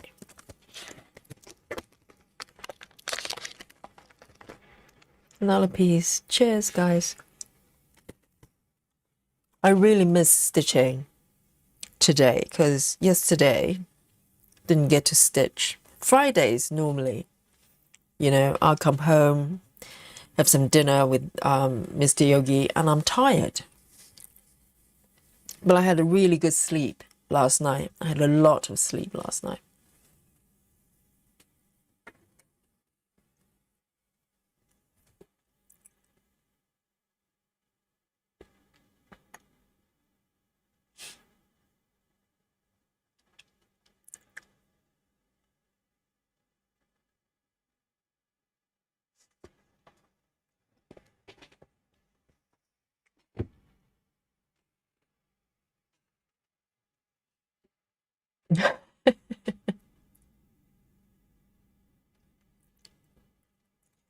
Why me?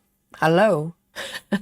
I didn't just randomly say why me. It's a Stitcher's name, okay? Aimee says, time to start knitting. The sweater's not going to knit itself. Wow. What kind of, is that for yourself? I mean, sweaters, jumpers are really hard to knit. Anything requires fitting to a certain size. It's tricky, isn't it? And that's mostly my challenge when I knit. Because you really need sort of even tension, particularly if you knit something that's symmetrical, like two sleeves, you know, and you don't want two sleeves to be different sizes, which happens to me a lot. And if I knit two socks, I can guarantee they probably come out different sizes. Oh, wow, Michelle. Michelle says, I have new chocolate buttons. Mule. Right. Michelle says, my friend is heading to London in a couple of weeks. I asked him to bring me some buttons. Michelle, did you make friend with him just purely for this purposes?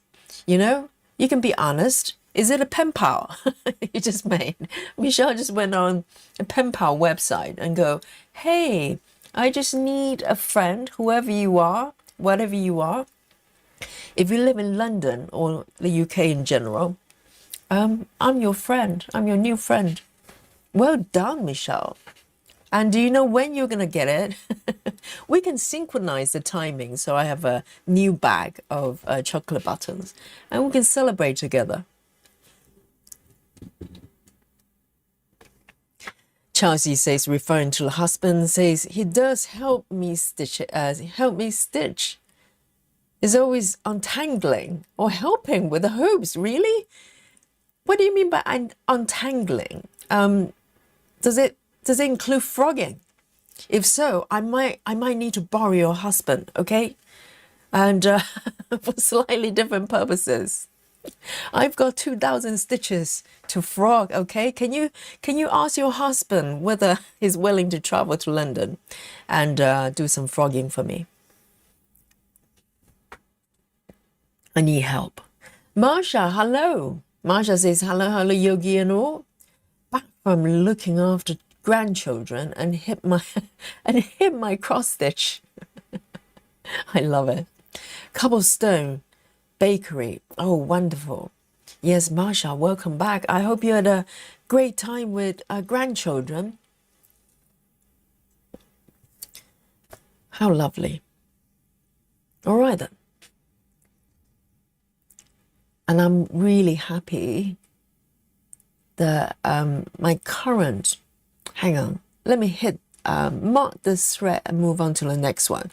Guys, do you want to guess the number of stitches for the next color? So the last one was 24, I think. What do you think the next one is? I'll let you guess because I have no idea. I'd love to find out. And Gilmer Girls says, I look forward to Terry's chocolate orange around Christmas every year in the States. Yes, it's the Terry's chocolate oranges actually shaped like oranges. Yes. My chocolate pimp. Michelle, I knew it. I knew it. Well done, my girl. I love it.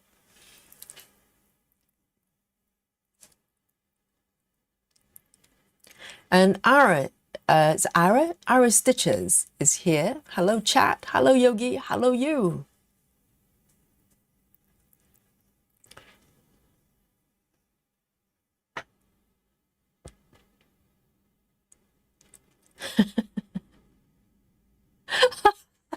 Chelsea.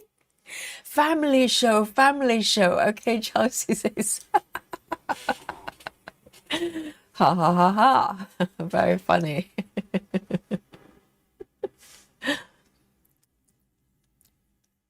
Quality sleep. And Aimee says the sweater is for me, and I just finished one last week. I mean, it takes 6 months Right, 6 months to stitch a sweater, a jumper. Yes, that's not bad. My blanket is still about 60% and it's taken over 2 years. There you go. I need to work on that one as well. Just too many things. The main quest and the side quest. There's so many things to do.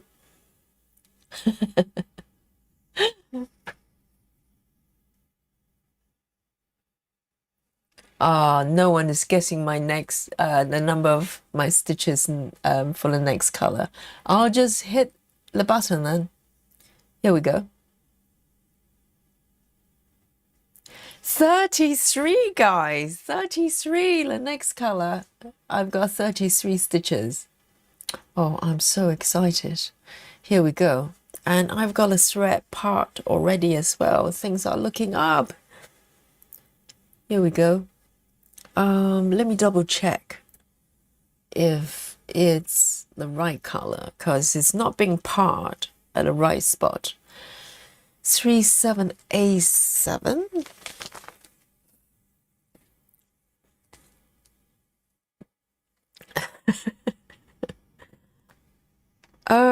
I think it's correct. That looks correct. Is it? No, it doesn't actually. It doesn't. 37A7. It looks darker. It looks darker, definitely. It's probably the next color. Let me check. It's all right. It's probably just being marked in the wrong spot.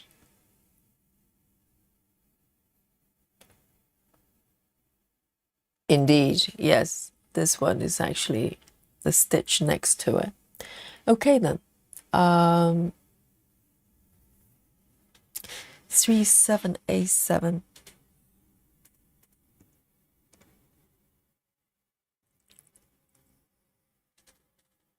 I'm gonna take a new strand.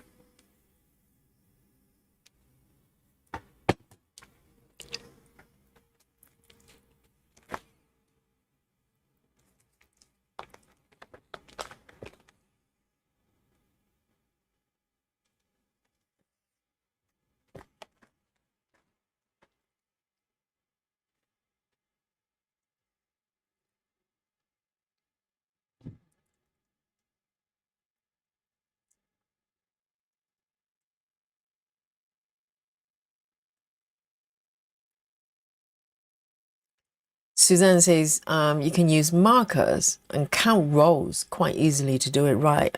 Suzanne, are you referring to my sizing issues? It's not though, because stitches I can count is more of the consistent tension.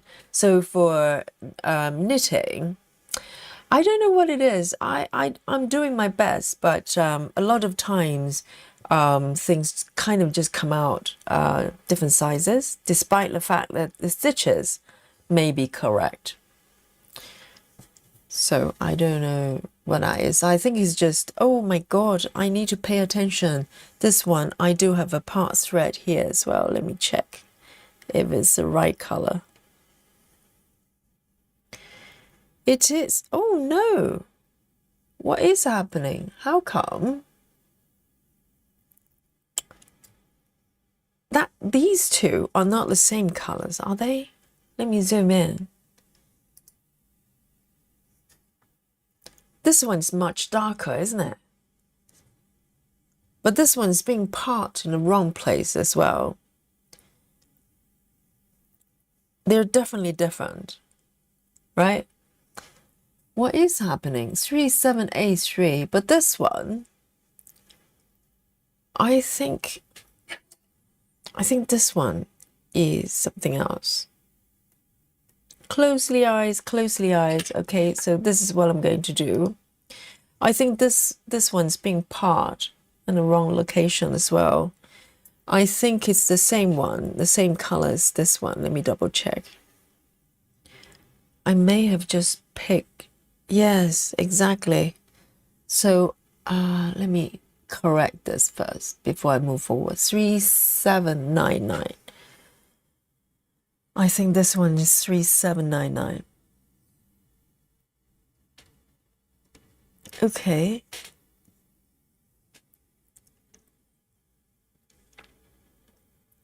I'm gonna cut it off. And do not worry, I'm gonna put it back on the organizer. 3799.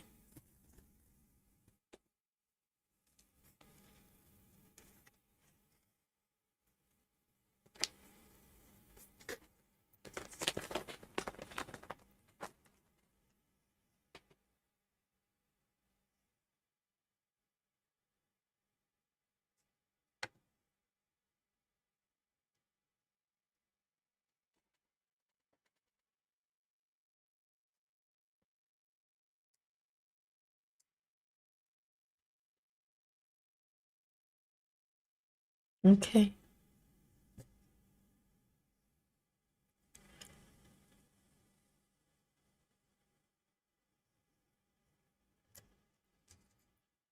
Here we go.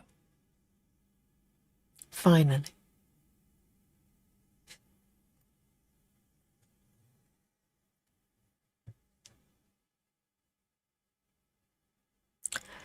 Oh, hang on. I'm so confused. Okay, I just nipped off something that I shouldn't have.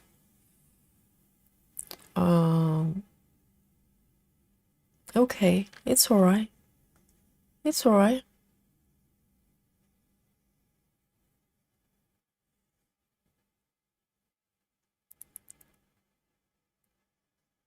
So, hang on. 3787.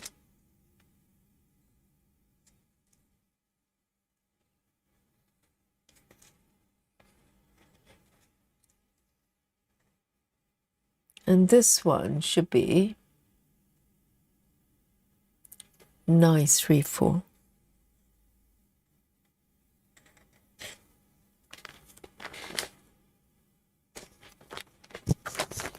These colors are so close. 934. All right.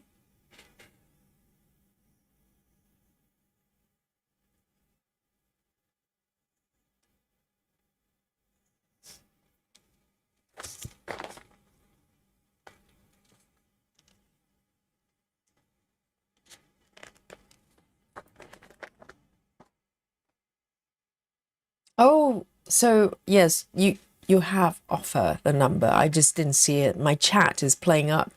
So yes, for those of you who guessed, Clara is very close. Clara is the closest, 34, and Betty as well. Betty's very close. So I've got 33 stitches for this one, which is tremendous.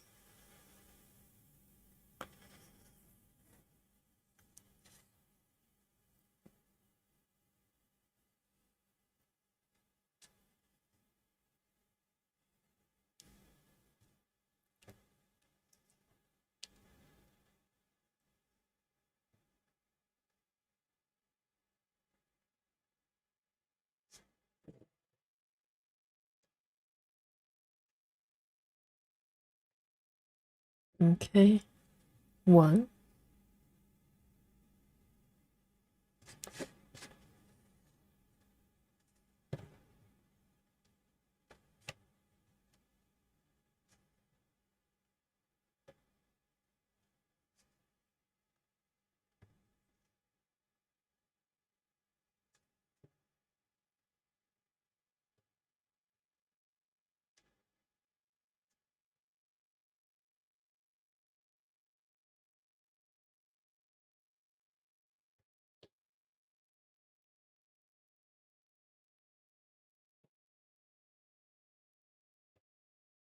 Terry's orange chocolate. I remember the commercial, the adverts. Was it Dawn French? I think she was the person. It was ages ago.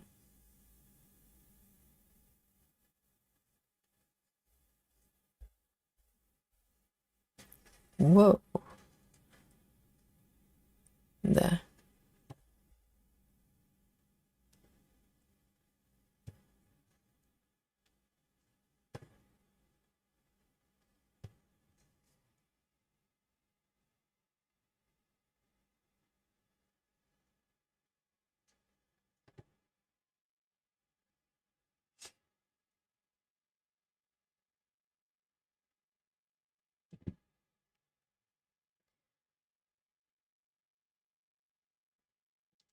Aimee says, I like the fact that hate, let me check.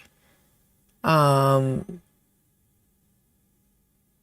they patterns marked as AI generated? Oh, do you mean that they actually tell you if a pattern is AI generated? And they should, because if you don't, it's the quickest way to lose trust from your customers, because, you know, they feel you're trying to cheat the system. I think that's the best policy. But the thing is, though, do they actually upfront saying this is AI generated, or they just put it under a different brand? Because they do have a team, I think. They are in charge of AI patterns.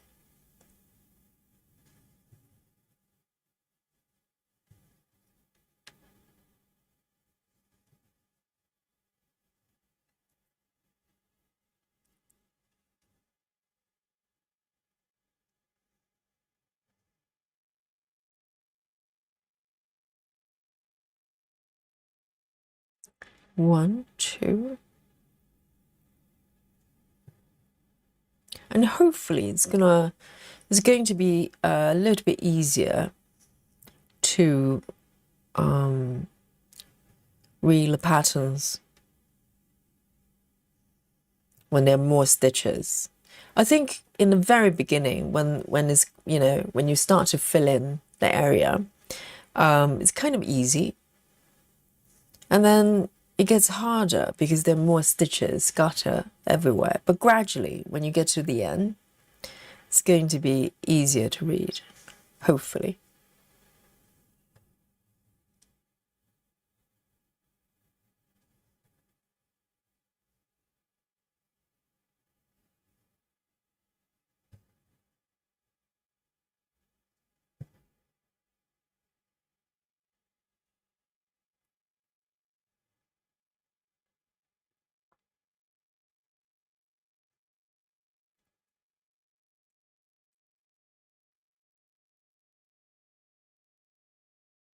Chelsea, are you serious? You're offering to post chocolate buttons?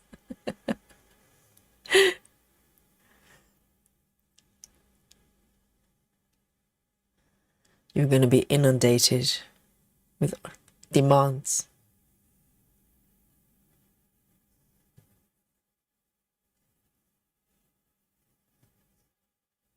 I just think mountain cinemas really need to go worldwide.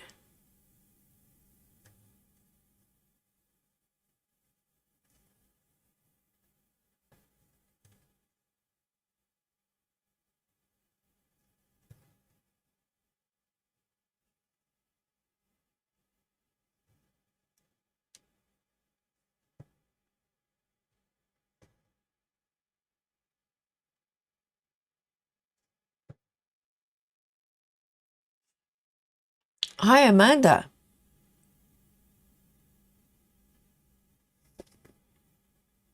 Suzanne says you might need to change the way you knit to get your tension right. You might look into tension ring, which people use for crochet. It might help you with your knitting. Tension ring. I'm not sure I know what it is, but that's interesting. Is there some way to measure whether you overstretch or pulling too tight?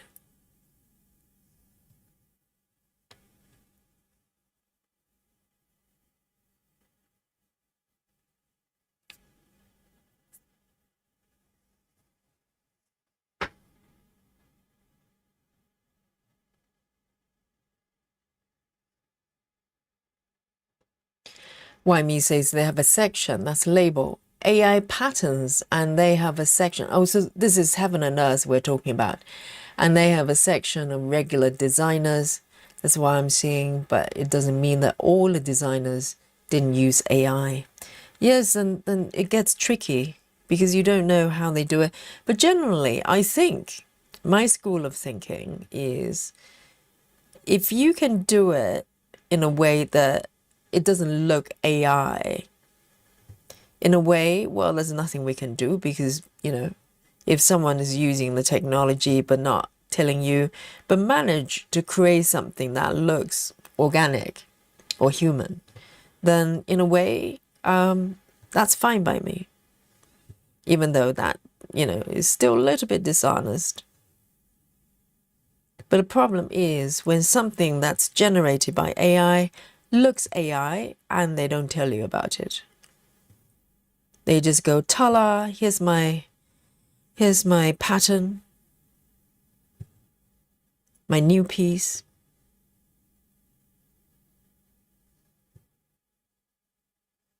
And that's a problem.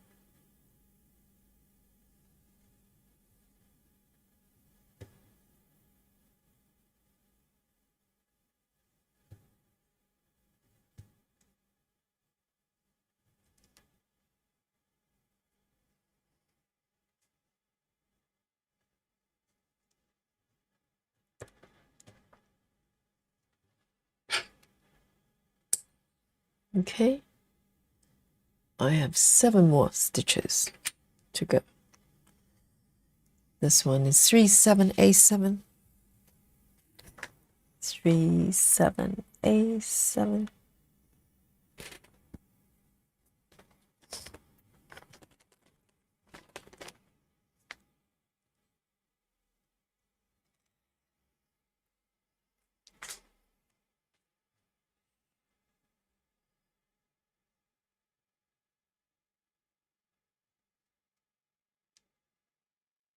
Right, Suzanne. I'll look up and see what that is. I'm not quite sure what it looks like, but I'll look it up. But I think retention, yes, it comes with practice, I think.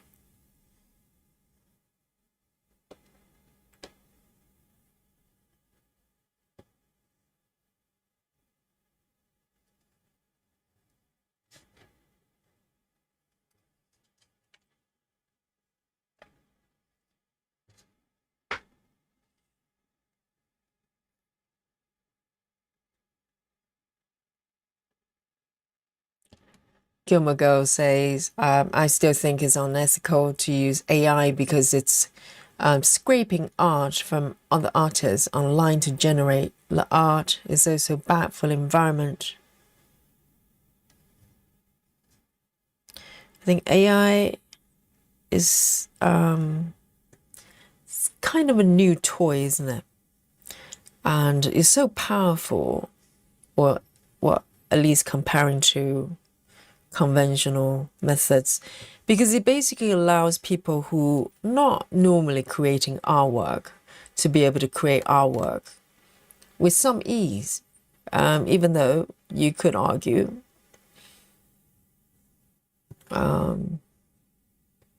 most people probably can tell something's AI if it's AI.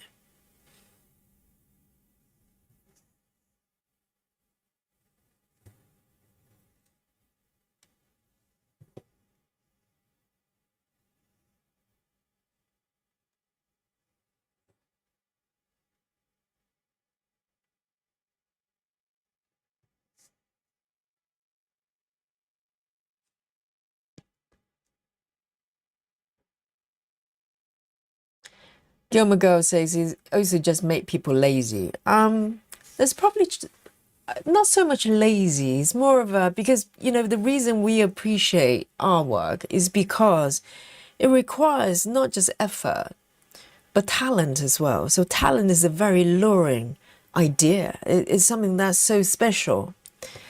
Because just because you train yourself doesn't mean you can turn someone who's not an artist into an artist, right? Because we appreciate that X factor, the magical ingredients that cannot be learned. And some people possess that, and we celebrate the talent. So I think fundamentally we have issues with something like AI is because you could, create something that looks, pretty competent without needing the actual skills. And we don't like it as human beings because we appreciate not just hard work, but that special ability. So I think that's why we are troubled by the technology at this point. But I believe it's going to sort itself out, at some point, because even now, I suppose the technology will become more sophisticated as we go forward. But at the same time, a lot of creations, we can tell that it's generated. There's just something about it just doesn't feel right. So we have that inbuilt ability to detect it. So eventually we're probably going to get tired of it. And it's a little bit like computer graphics, isn't it? When computer graphics of CGI became really powerful very quickly for movies, for instance. And there are a lot of movies at that time using tons and tons of CGI technology because they could, and it was a new toy. 3787, let me just pop this back. And looking back, there were a lot of examples of movies they're using sort of excessively, everything turned into CGI, and you start to lose that human quality and kind of stop feeling artistic. And eventually things settle down. Now CGI is being used very subtly into movies, for instance, productions, without you noticing it. So it takes time to mature. And I hope, and I do think AI eventually is going to come to that stage when, majority of people know how to harness, the power without abusing it. Hey, Rachel.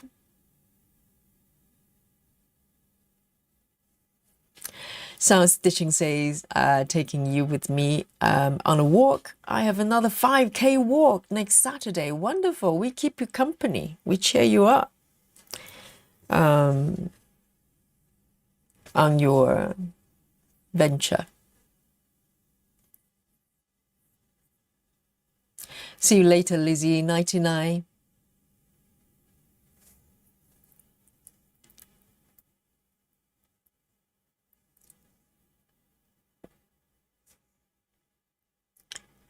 Next one. Do you want to guess the number of stitches for the next one, guys? This is going to be one of the games because the last one was the one I've just finished, 33. So the number is going to be larger than 33. Take a guess. And then I'm going to take a sip of my coffee in the meantime.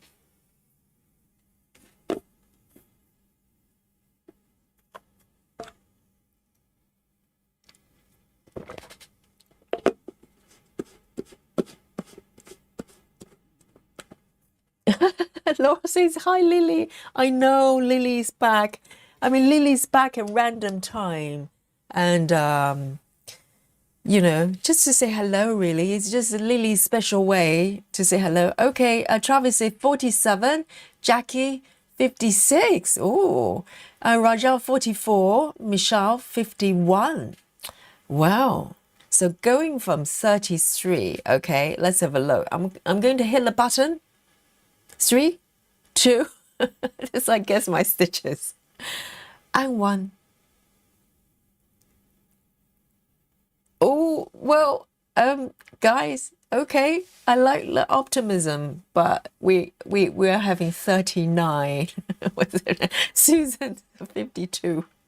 Susan, if you're late for another 3 seconds, you could have just go, hey, 39, how's that? 39. Very nice, very nice. Okay then. 939, next one. 939.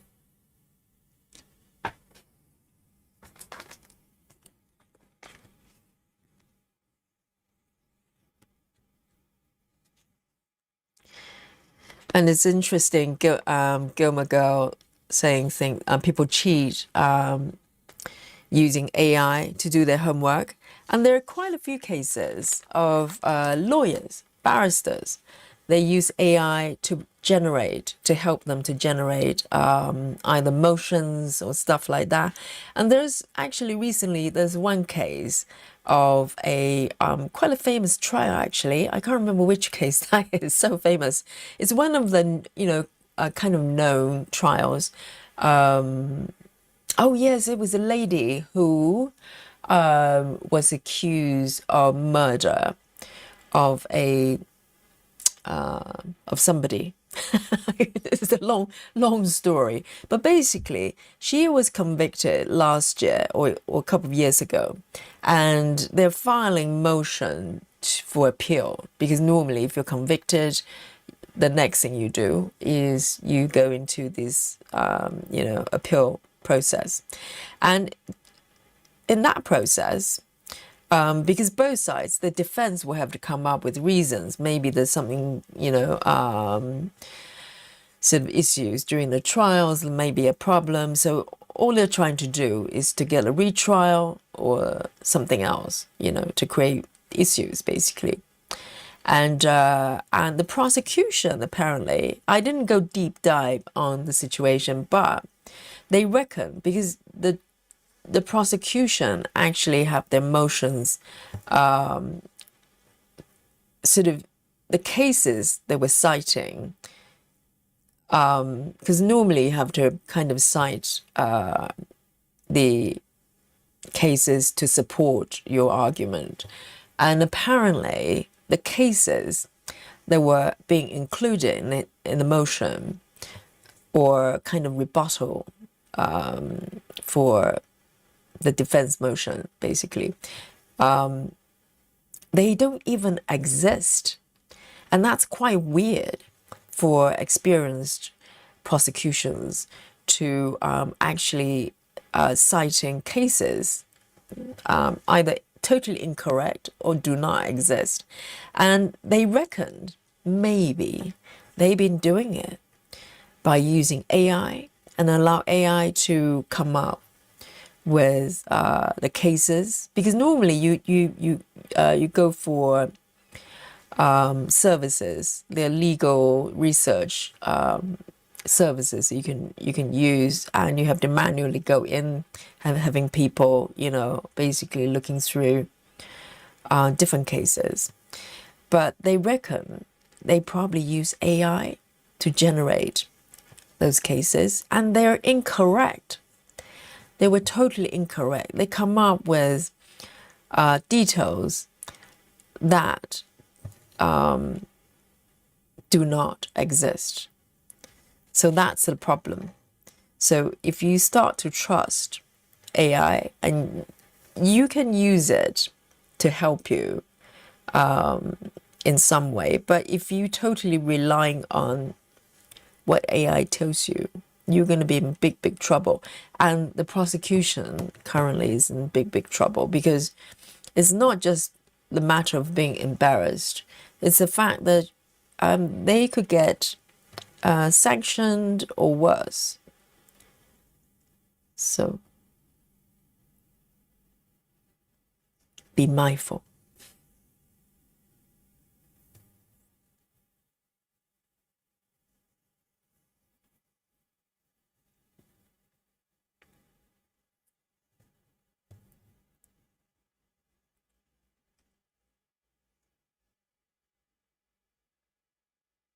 Oh, yes, indeed. Sorry about that. I just missed it. Betty's the closest. Betty's 39. Yes. Sorry, I just went on. Sort of totally get sidetracked. Yes. Congratulations, Betty. Well done.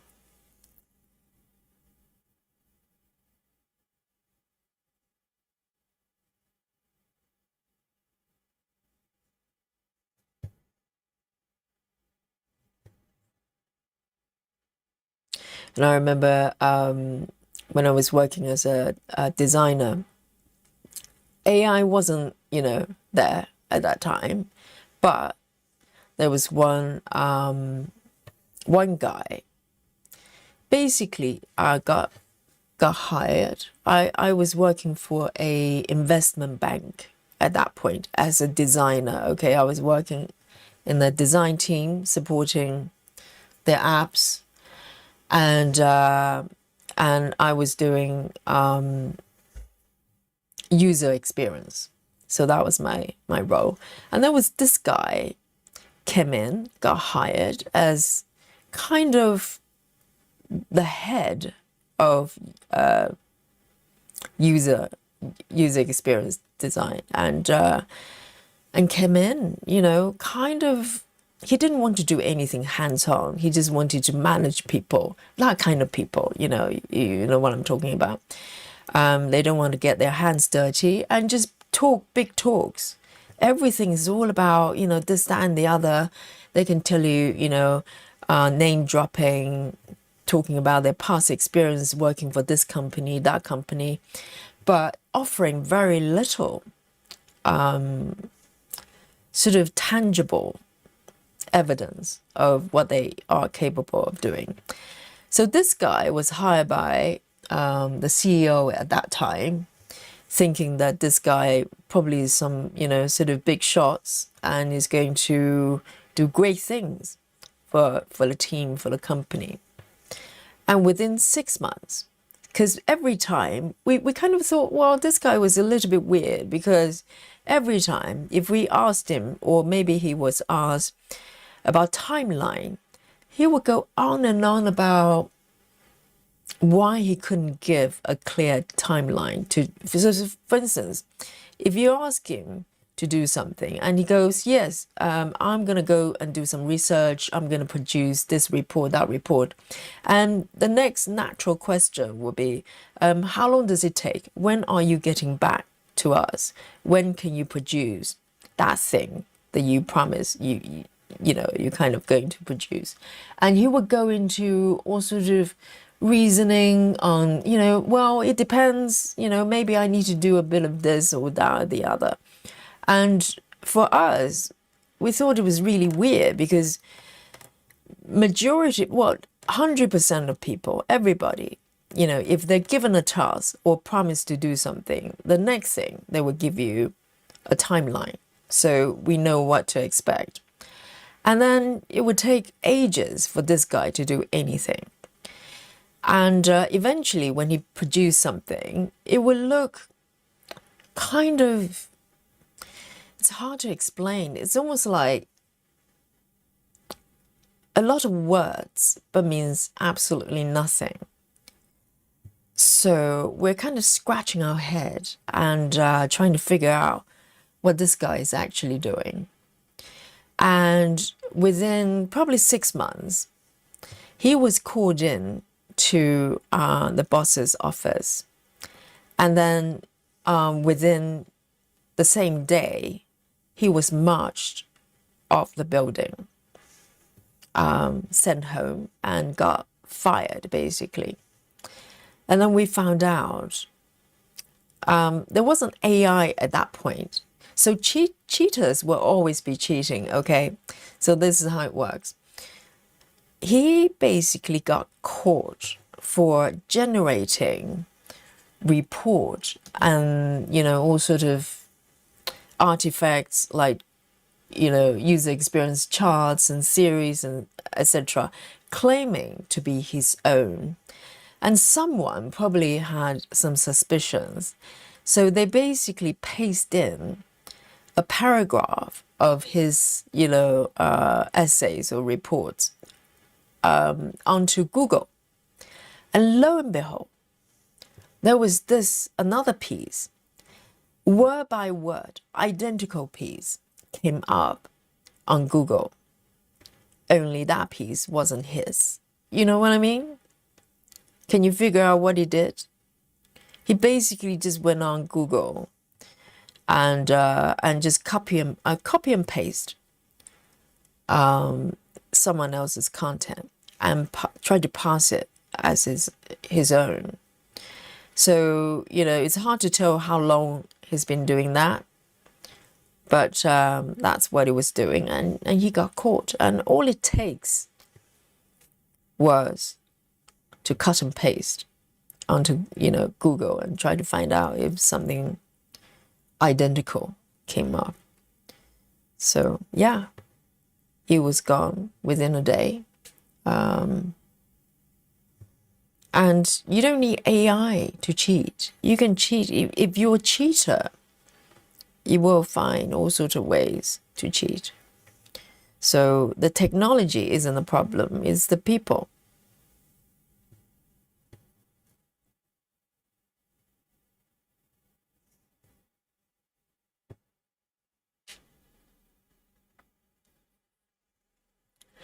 Gilmer Girl says there was an article posted a while ago, and it was top 10 book list or something like that. And a lot of those books on the list didn't exist either. Yes, I know. Yes, you cannot just trust, just like Google, even Googling. Because, we tend to trust what's on Google based on coming, through websites or whatever. But anybody can create a website and type in whatever they want.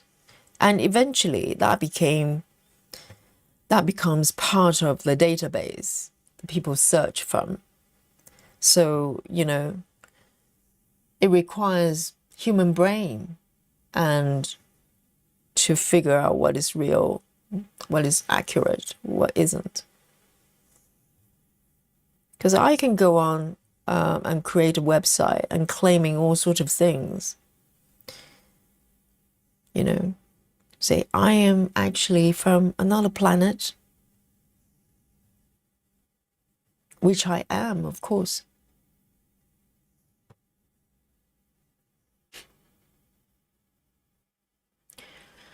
Seven more stitches. Where are they? Oh, all over the place.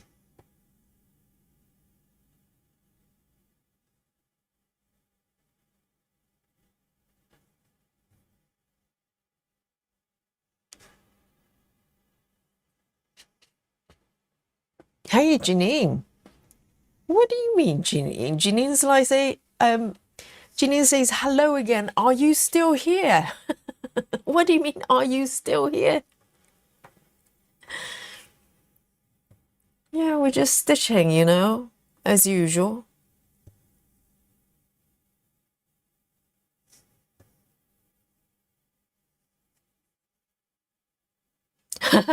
Gilmer go, exactly, worst salad. A really bad one too. Yes, worst salad, that's exactly it. Some people, they can give you a lot of words, but means absolutely nothing. And you can't really, point out what's wrong with it. But it just sounds completely empty. And that's worst salad, exactly. And a lot of, reports and stuff, it's basically worst salad.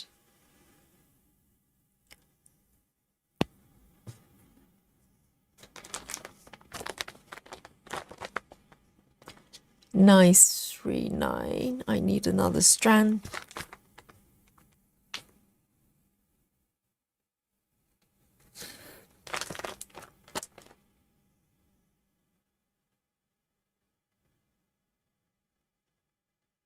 So Janine, are you working right now? Are you working? I know, you sometimes have to work in a weekend. If you're working, then you're forgiven. Otherwise, how dare you? Where are you? Where have you been? 6 more stitches.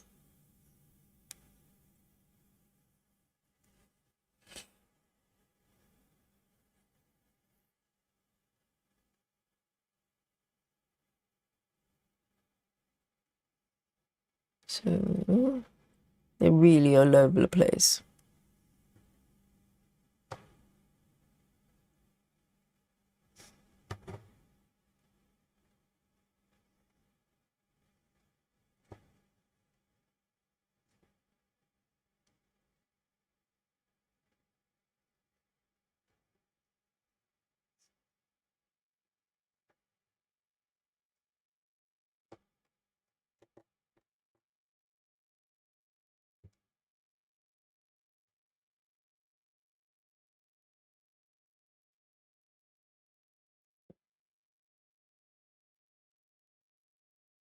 remaining 5 stitches, they're scattered everywhere. 2 more over here.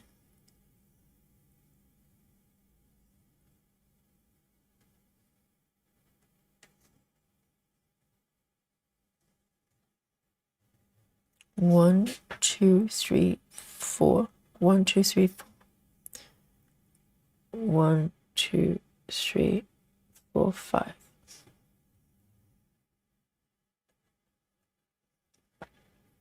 Janine says it's not working now, but what late today was something.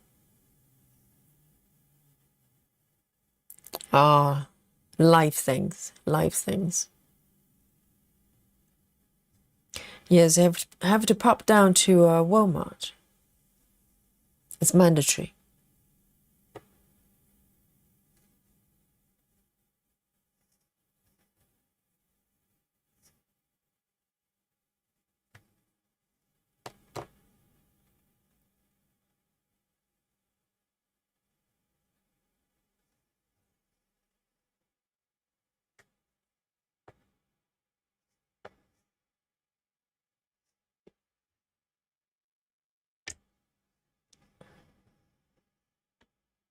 Okay, 2 over here.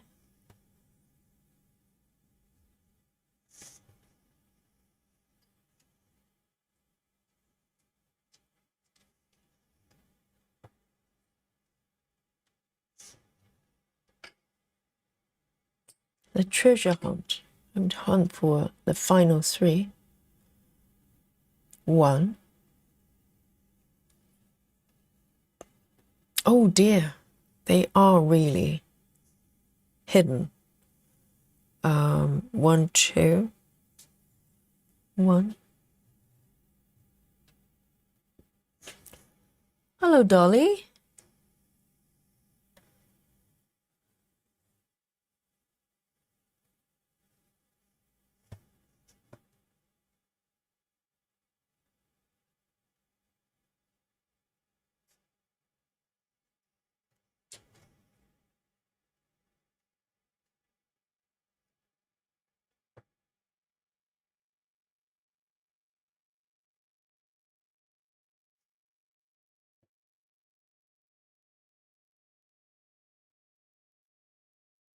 Okay, 1.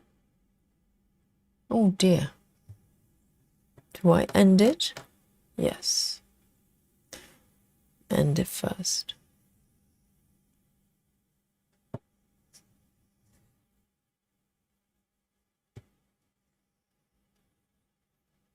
I know, Dolly's just like wandering around, but not really coming over to say hi. Dolly, do you want to say hello? The stitchers really miss you, babe. We do have a contract, you know. Do you remember our agreement? The last time we spoke, babe? Oh, babe. Hello, Dolly. Hello, sweetie.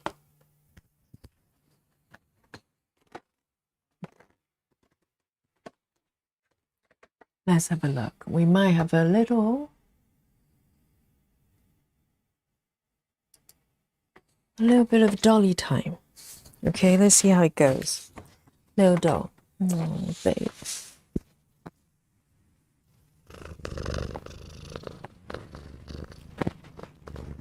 Oh, all the stitches miss you, no?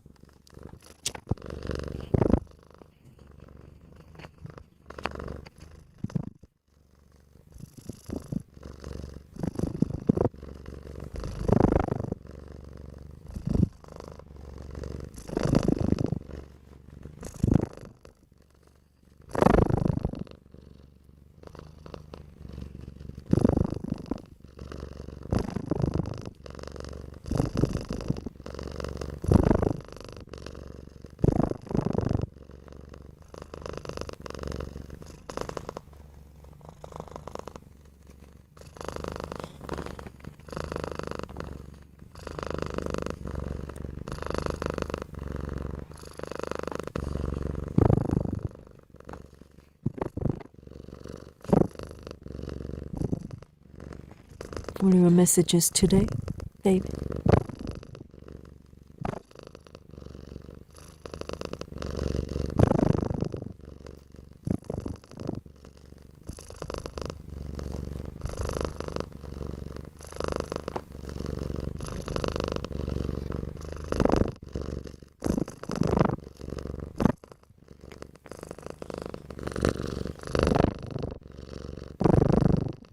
Oh, well done, baby. That's more like it, isn't it? Yes. It's a daily parrot. Oh, and we have Lily outside as well. It's like a zoo in here. Well done, babe. Thank you so much. That was beautiful. Oh,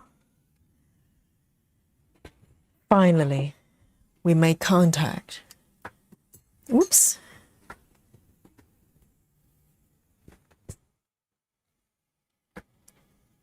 Here we go. Message today from Dolly. Eat more chocolate, as usual.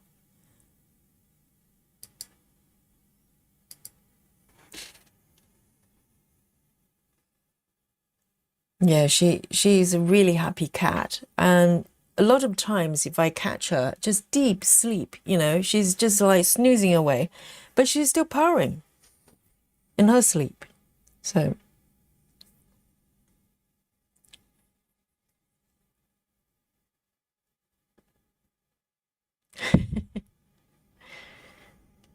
where am I?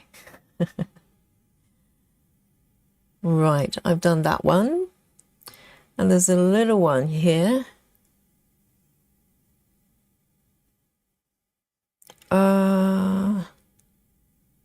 Why does it look like this? Hang on. Okay. So 1, 2, block 1, block 2. I think the problem is, never mind, that's okay.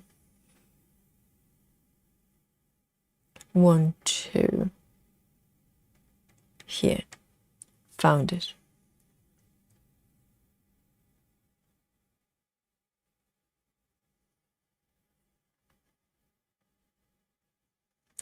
Ginny says we won't fire her now. She can keep her contract. Yes, for now. But I do need to put a little bit of pressure, just so she's aware. It's not a given. It's not a given.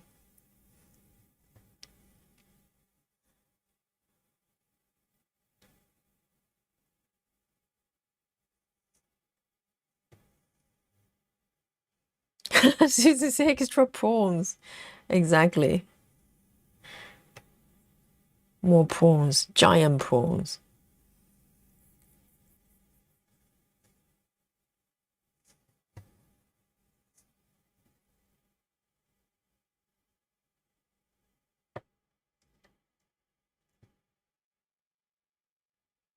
Lefty says purring sounds wonderful in my surrounded sound speakers. Wow, very nice. I know. Apparently, the purring from the cat is not just nice sounding. There's a reason for it because it has healing power. I think the frequency or whatever it is of cat purring. That's why it's so relaxing to listen to. It's actually healing.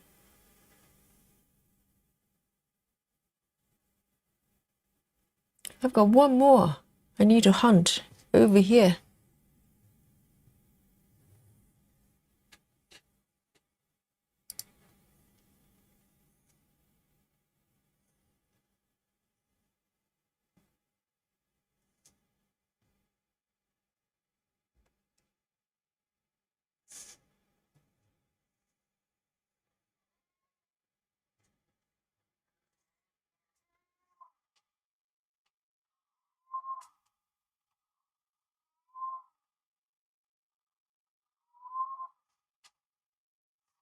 That's Lily saying hello again.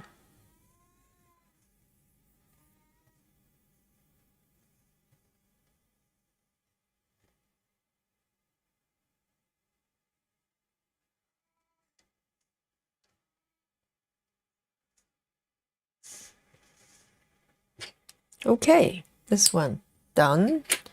939.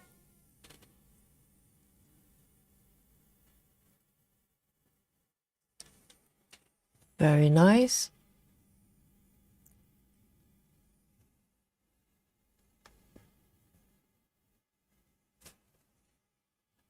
Next one. Oh, guys. 43. 43. 3862. 3862.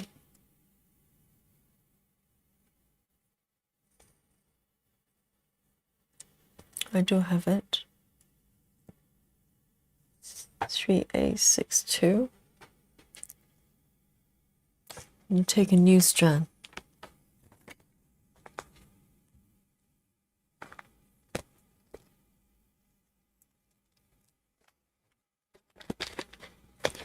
Three, 862.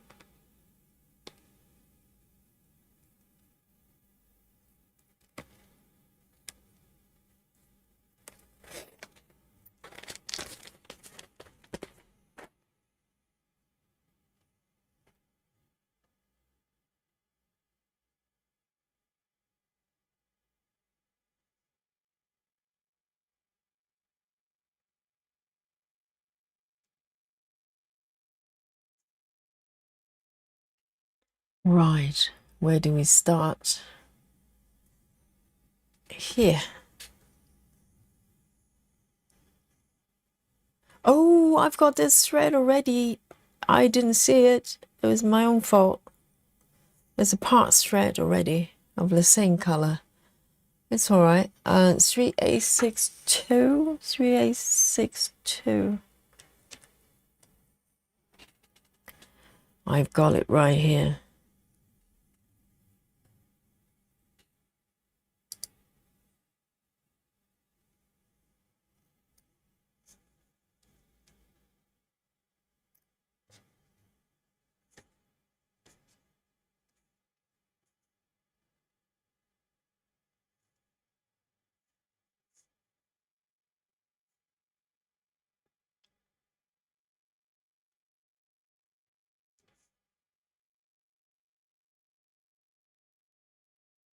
Here you go.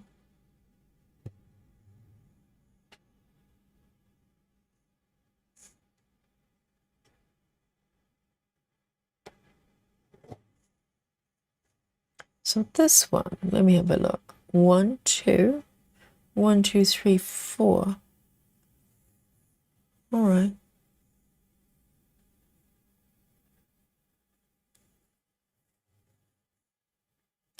Linda is asking, what is the stand you're using? It's a desktop embroidery stand. You can look up on Google or Amazon or places like that. It's got, let me just zoom out a little bit so you know what I mean. So it's basically got a wooden base. So it's designed to sit on desktop. And let me just remove this here. Okay, can you see that? So it's got a wooden base down here, and there are two vertical bars that you can slide around, depending on how large your whip is. So not whip, your hoop is. And then there are two sort of dials here. You can tighten your hoops on top. So it's very stable. And it's designed to stay on desktop. I think some people probably you can probably place it on other surfaces, but normally desktop is the best. So if you look up desktop embroidery stand, you can probably find it.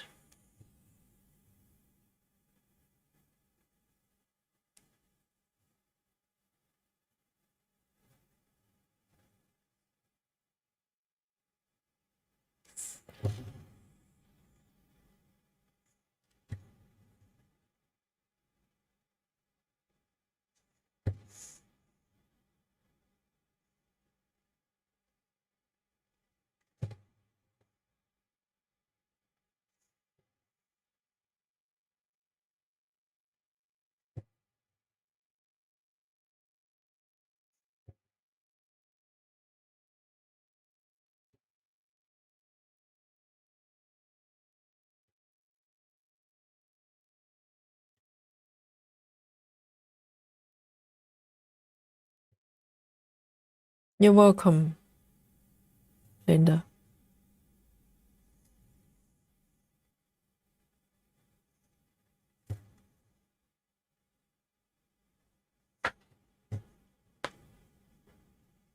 Okay, 4.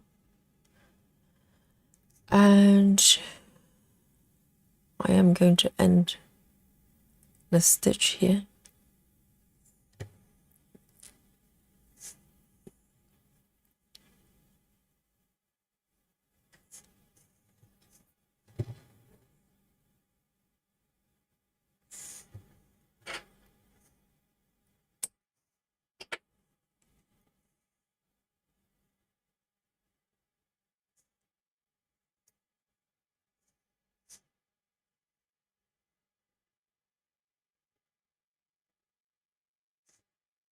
And let me have a look down here.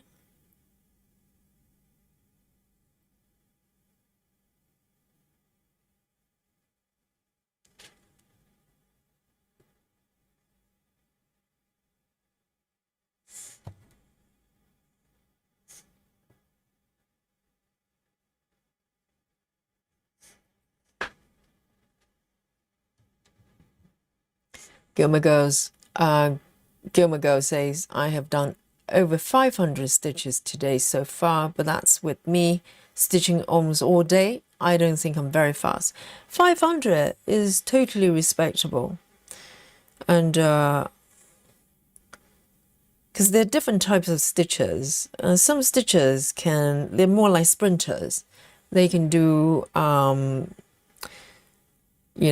fair number of stitches within a short period of time. But there are stitches, they may not be super fast, but they have an endurance. They can stitch for a long time, maybe multiple sessions a day, and everything adds up. So it really depends. And if you can do both, then you're super fast, like Komari. So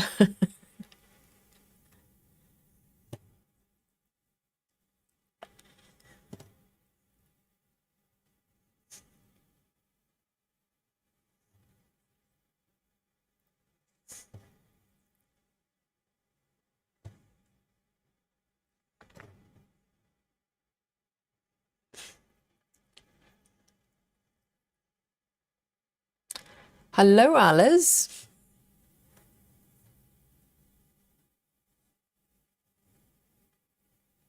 And Alice is saying hello to everyone.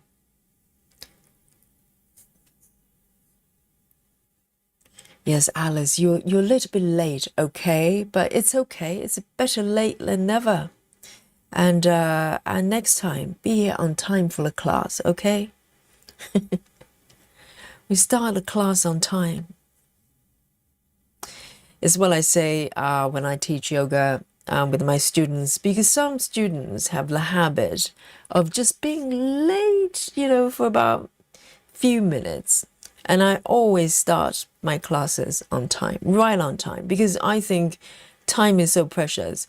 A majority of the students always come early, 5 to 10 minutes early, and they're warming up and stuff like that.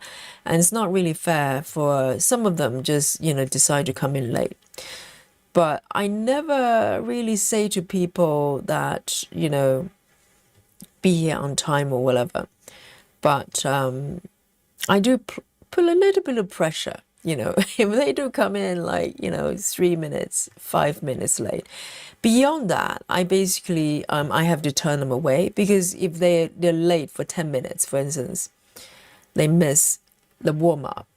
I have to send them away because it's not safe to join in. But other than that, I let them in within maybe 5-6 minutes. But I always apply a little bit of pressure, okay, gentle pressure. I would say something like, if you have just come in, please keep the movement as silently as you can. Or something like that. So they know that I'm aware they're being late. But I never, never say to anybody that they have to be at a class on time. I just assume that they know. So same thing with the chat. Okay, if you're here with the stream, if you're late, you're not here on time, I'm gonna go. Not keeping your movement, quiet. I don't want you to be quiet. Make sure that you say hello to the chat.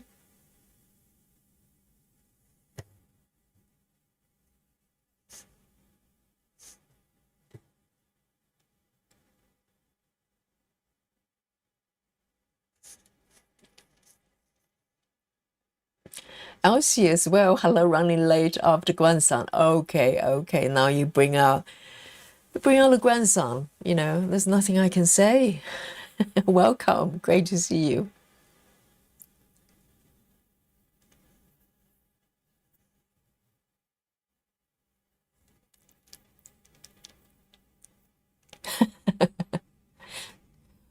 Do not worry, Goma girl. Not many people are as fast as Komari. I'm just wondering, is there another person stitching in that speed and endurance as well? I think she's got speed, efficiency, and also endurance as well. I think she stitches for a long time a day, long period of time every day.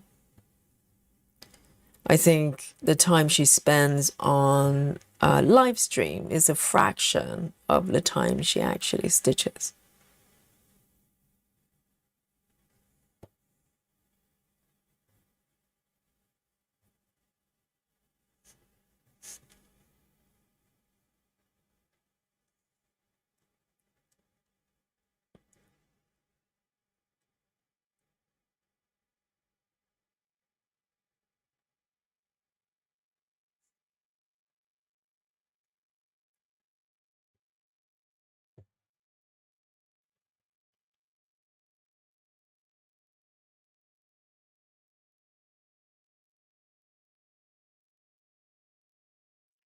Yes, I think, you know, when you do 500 stitches and with some confetti as well, that's pretty good going for one day stitching session. Hey, Heather Howe, say hello. I've been lurking. Oh, good. So Heather has alerted herself to say hello to the chat. Well done. Alice say I'll be on time. Yes. Good girl, good girl.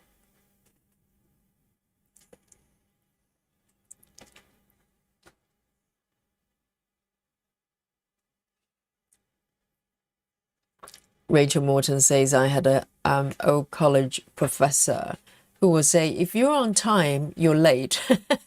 And if you're late, you're logged out. That's how I should do it, really, for the next class.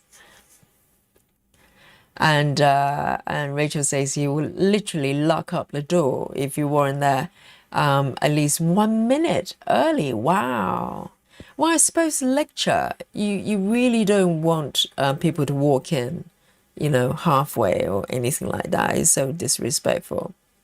I know sometimes, you know, people running late. And also with yoga classes as well, because in the very beginning of the class, in particular, just like at the end, we have Shavasana. In the beginning, it's so quiet and peaceful when people try to settle down and find their place on the mat. If you have people just come in and walking around, taking their equipments, you know, props and mats and everywhere, and setting things up, it's very, very distracting. Very, very distracting. It's just not really fair for, you know, people who try to be there on time or early. If I ever go to a class, I'm always there, sometimes as early as 15 minutes, because not just to be on time and be respectful, it's the fact that I just need some time to settle down, stretch and warm up. So I'm always early. I'm just one of those people. If I ever go anywhere, you know, I'm there much earlier than everyone else. I'd rather be super early and wait than being late.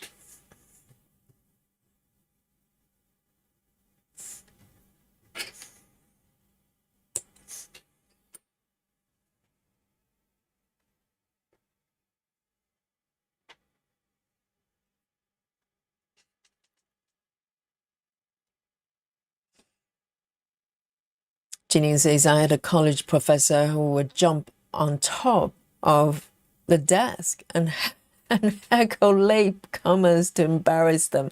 Well, that's a lot of effort. And also, you need to be able to jump on the, on top of the desk without falling over. That probably requires practices.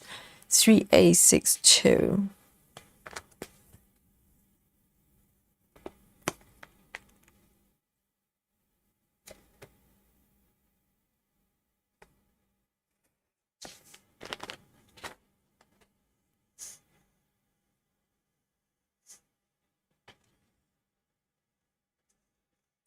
And very often, when they're new teachers and they're trying to get advice from me in terms of, how to sort of best practices and everything as a new teacher, most of the times the teachers are thinking about, how do I become a better teacher?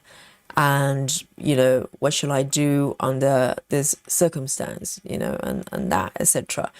But I always tell them, before anything, before your teaching skills, which will come in time, because you can't really become a teacher until you start teaching. It doesn't matter how much training, how many hours of training that you do. You're not a teacher until you start teaching. But I always say to them, before anything, before you think about, whatever, teaching skills you should have, be on time and be reliable. That's the first thing. If you're not on time as a teacher, you won't have a career very quickly, because people won't trust you. They won't give you classes. Yeah. It doesn't matter how great you are as a teacher. If you're not on time, that's the end of it. So it doesn't matter, even if you teach part-time or even just teach one class a month, be on time and take it very, very seriously.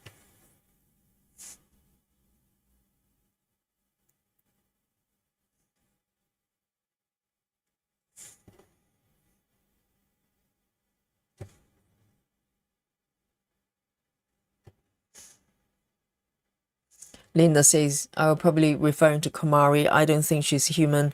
No, she's probably hybrid.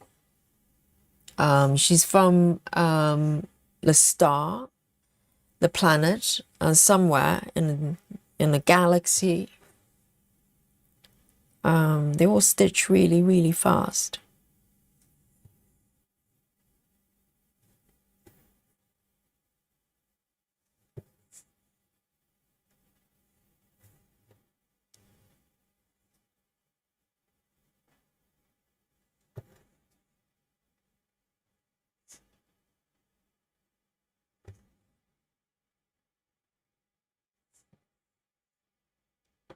This is taking shape.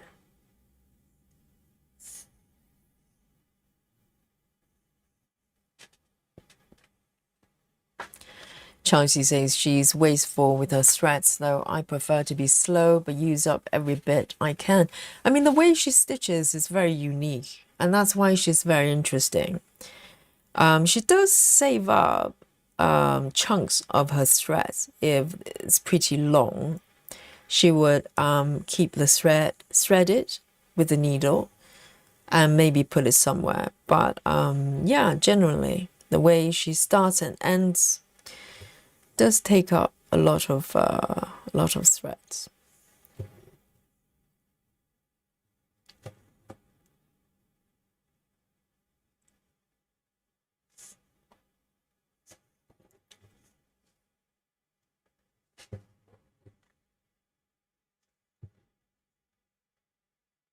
Okay, 3. Got 11 more.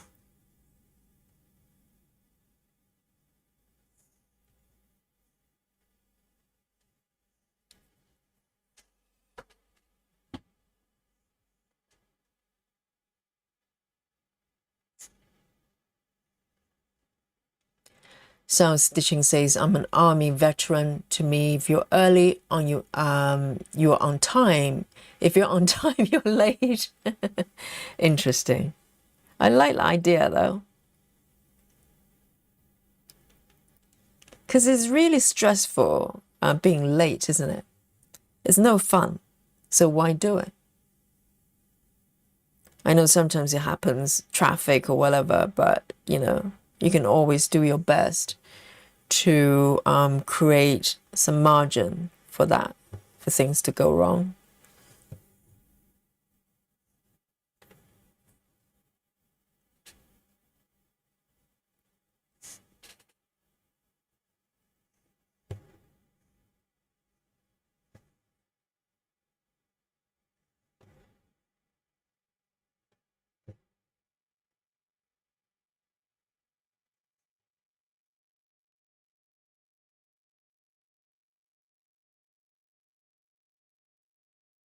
Linda says, have you thought about having a yoga channel on YouTube? I definitely watch and work out with you. Yes, I'm just not very organized doing it. And also probably, there are different types of yoga teachers.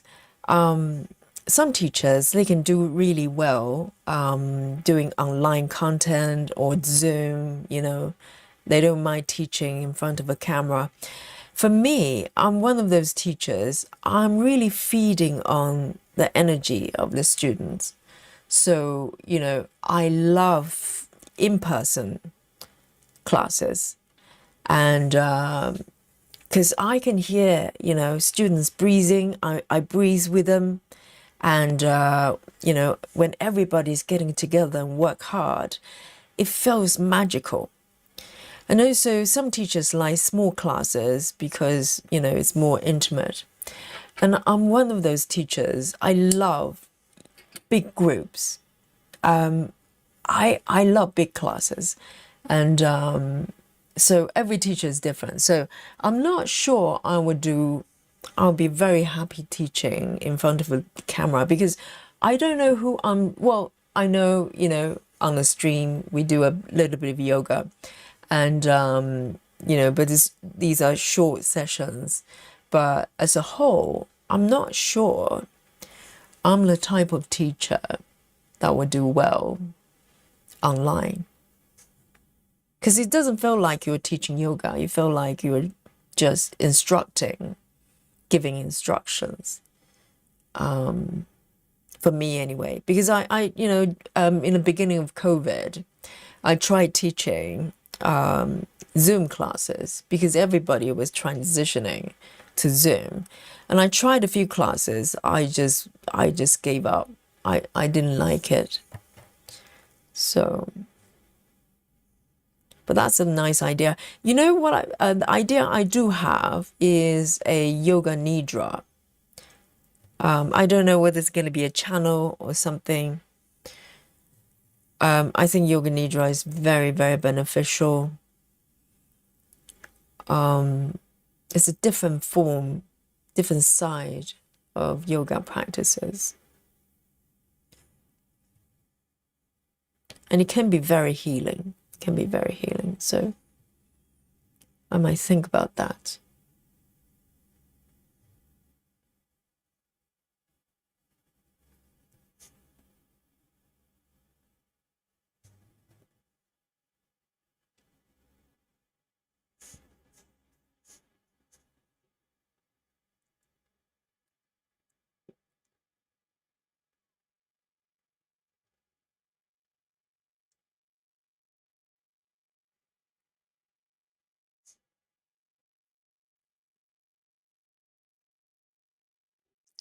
Chelsea says, my husband has no internal sense of time. He's chronically late to everything. I do have trouble dealing with people who are late all the time, though. I had a friend who was probably one of my closest friends, but she was just hopelessly late for everything. And it's very hard to cope because you like them as human beings, but being late for things and not even being, because people can say, oh, sorry, I'm late, etc. But the whole point of saying sorry is that you don't do it again, right? But this friend of mine, she would just, I don't know, she's not disorganized, but she's just terrible with timekeeping. And also, if we go to restaurants, it's probably related. If we go to restaurant, it would take her forever and a day to order anything, to the point that the waiters will come over 3 times and go, hey, ladies, are you ready to order? And she will go, oh, yeah, just give us 2 more minutes. And she would turn around and start talking about something else. You know that you can probably recognize what I'm saying. There's some people who, for some reason, timekeeping is not really built in their body.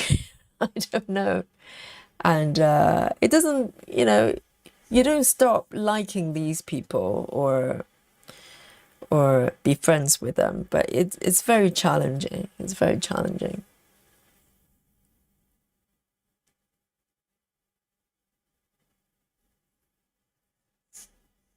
Cassie says, I'm never late. Days back to high school, I didn't want people staring at me when I walk in. Yes, that is probably a good pressure to feel, because when you're late for something, essentially you're disrupting whatever's going on there by walking in. And I'm not saying, it never happens to me. It has, but I felt tremendous guilt, embarrassment, and so much that, I make sure that I don't do it. And also, particularly, from the time I started teaching, it's not just a good practice, it's essential. You don't want to waste anybody's time. My job is there to enhance, hopefully, make someone feel better with their body, with their life. And by being late would be totally against that. 3A62.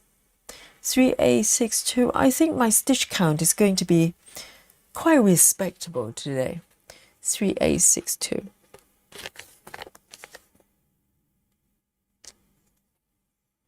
I finished another color.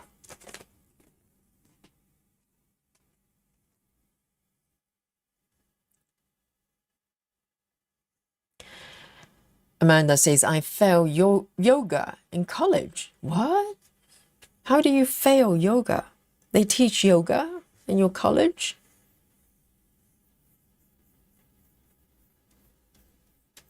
Oh, as in you join a class and, okay, so Amanda says, I can't be still and making my mind peaceful is impossible. Well, that's precisely why you need to practice yoga. It doesn't happen overnight. Absolutely not. It's a practice. It's not a course that you just go and learn and that's it. No, it's a practice, a lifelong practice, probably. Oh, guys, the next one's 45 stitches. Amazing. And purple as well. I love this purple. 3A37. What a treat. 3A37. Wow. Lovely color. Look at this. Such a pretty purple. Okay. 2. 1, 2, 3, 4. 1, 2, 3, 4 here.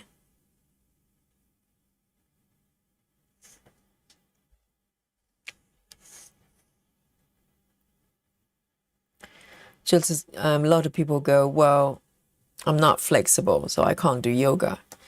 It's the opposite. You're not flexible, and that's precisely why yoga is going to help you.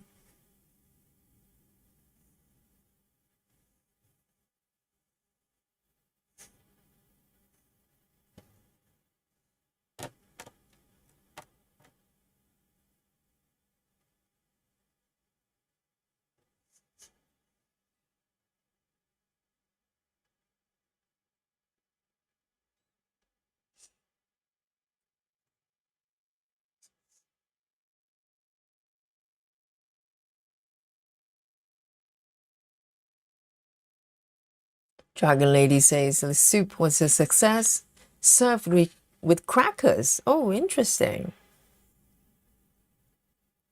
And cheddar cheese as well. Dragon Lady, you and Lynn will be besties. You're made for each other. Lynn loves crackers and cheese as well.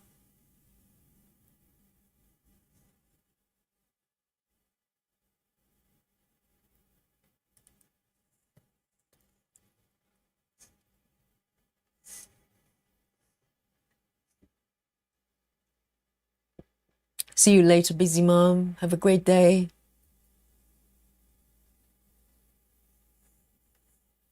Clara says buffering.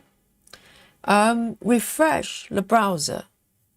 It should help because the connection here seems to be pretty good.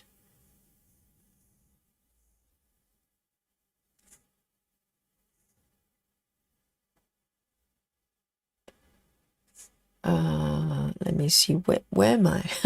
Hello. Here.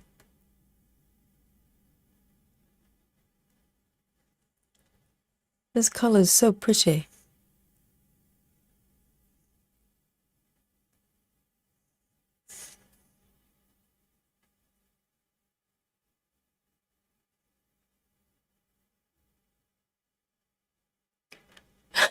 Linda says, I have to tell my husband the wrong time so we get there early and we'll be late all the time. That's funny. I know people would do that, you know, just tell them about 15 minutes or half an hour early. So knowing that they're going to be late for 15 minutes.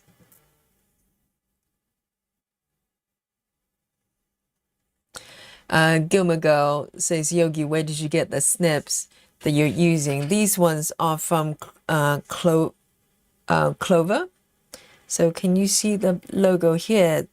It's a Japanese brand and it's really, really good. Can you see that, Clover? Let me see if I can zoom in a little bit for you. Can you see that? Clover. So it's a Japanese brand. And these ones are really, really good, really, really sharp. You can go in really, really close and snip things off. So you can look up maybe Amazon and places like that.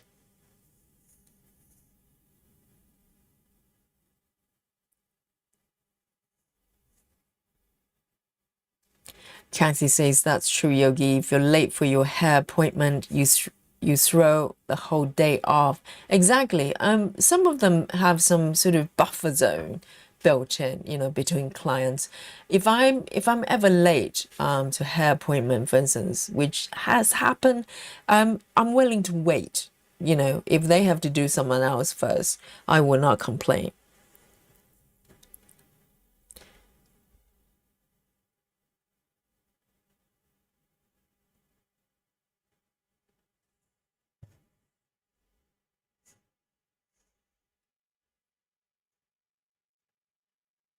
Yes, Chelsea, being late is actually very stressful.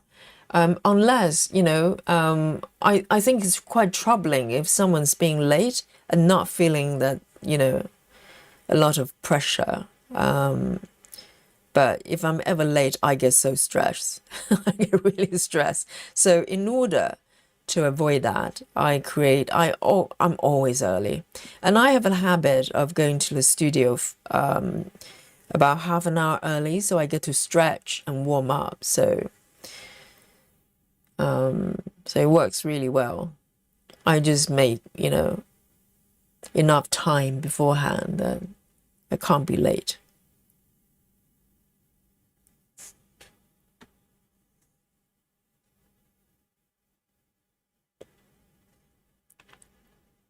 One, two, one, two.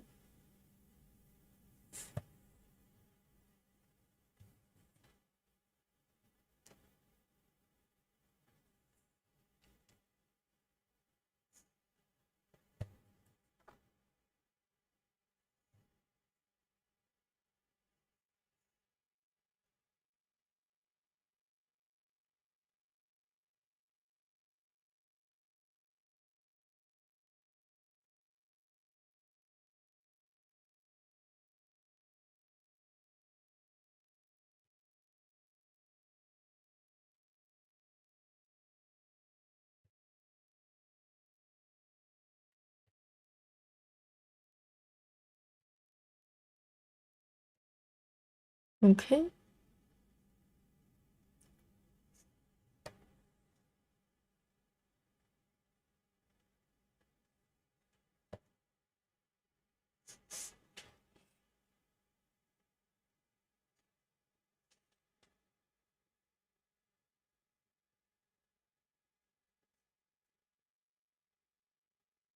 Gilmer goes, can you says, can you get those on 123 stitch? You can have a search. I got mine from Amazon UK.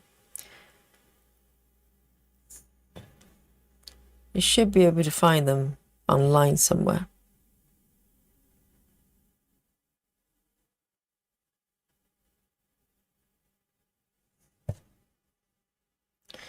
And I'll say, if you can, if you have the budget, maybe get 2 pairs at a time, because I'm always worried they're going to stop making them. When I find something I really, really like, if I can, I tend to get 1 extra, just in case.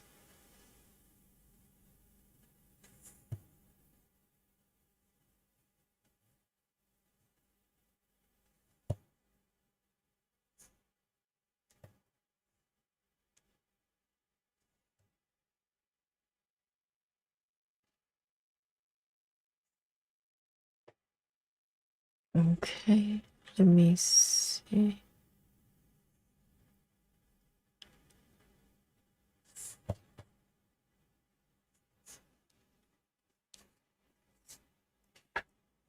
Anna says, looks like you'll have good stitch count today. I'm hoping that's the case. But it's hard to tell, because there are times that I think, that I thought I was going to have a really high count, and turned out not to be the case, and vice versa as well. Sometimes it's a surprise for some reason.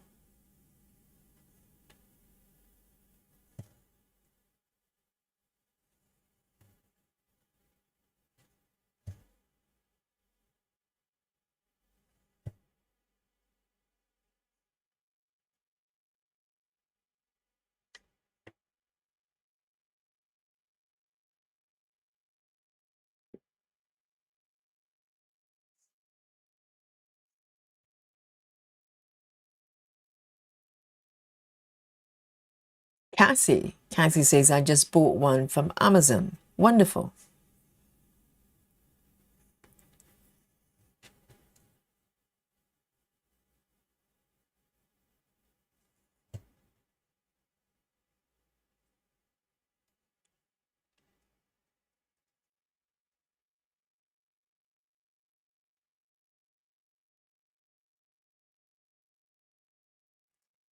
Heather House says, I think being chronically late is rude and disrespectful to people waiting for you. I know, I hate people waiting for me. I just cannot bear the thoughts.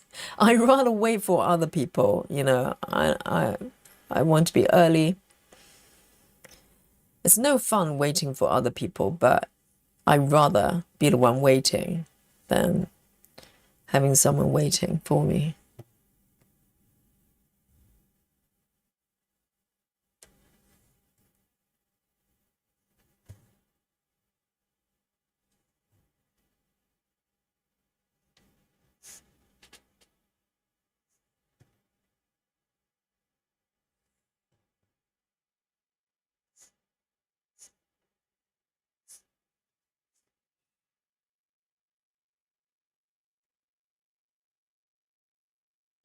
And Clara says, how about doctors here in the US?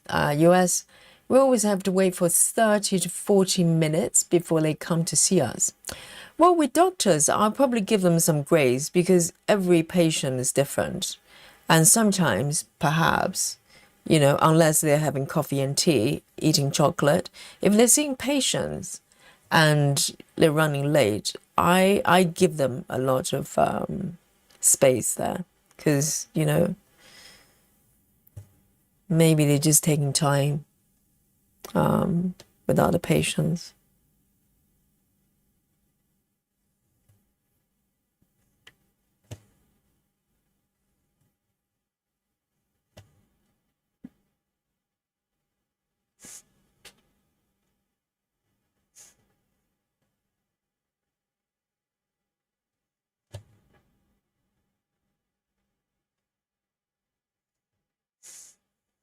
Oh, this one, running out of the thread. I'm going to cut it off.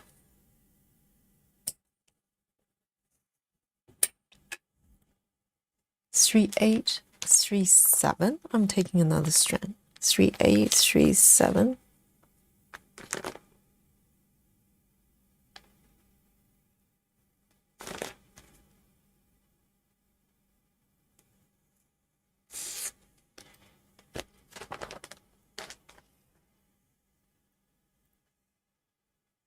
What is it? Clara says this is between you and Cassie.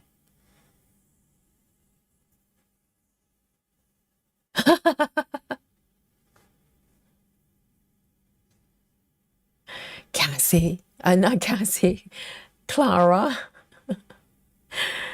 Did you fall asleep on Yogi? Oh, story of my life.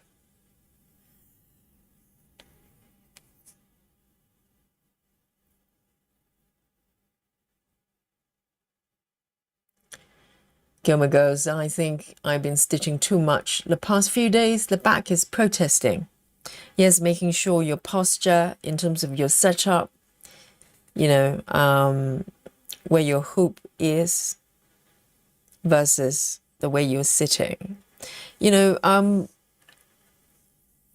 I think sitting in front of the desk is best ways to stitch. So, you guys been stitching with me for a while and probably have seen, have come to marathons. So for marathons, we stitch like 10 hours at a time. I certainly did. And I stitch here every day with you for about 3 to 4 hours every day. My back doesn't hurt. My back doesn't hurt, and my hands are not sore. Everything's fine. So I think the stitching posture is important, and also, movement, daily movements for sure, is probably helps as well.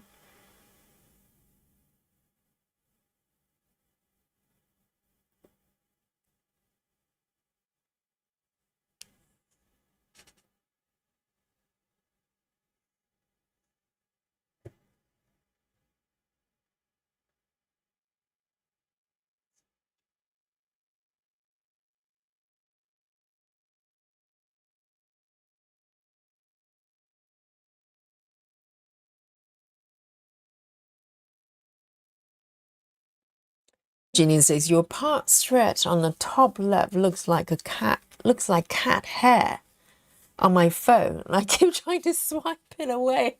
That's funny. I mean, this one. It's not Dolly's hair, okay? This is DMC. That's funny.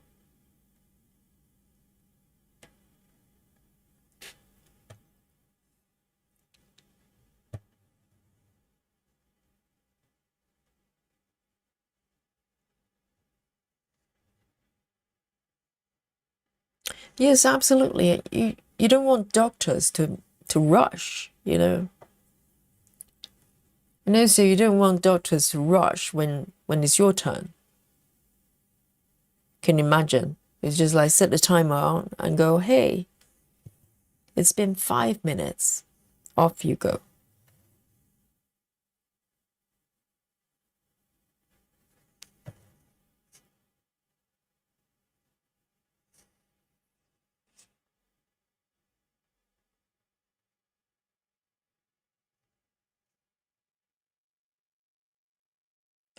And Clara says, but this happens all the time. Oh, do you mean sleeping? How dare you, Clara? I know, I know. But luckily, when I listen to myself, I don't fall asleep. Can you imagine? You know, I just talk and then fall asleep at the same time. Sleep talking.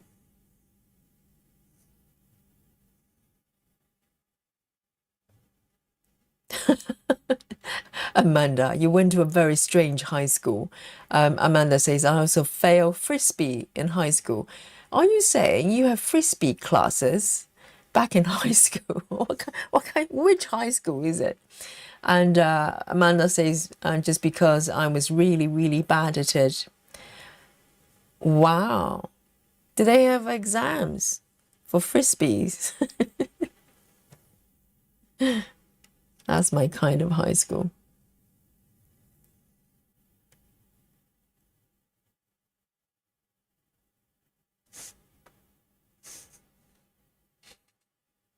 Okay, so those ones are there. Let me have a look. I've got 21 more here, if I can find them.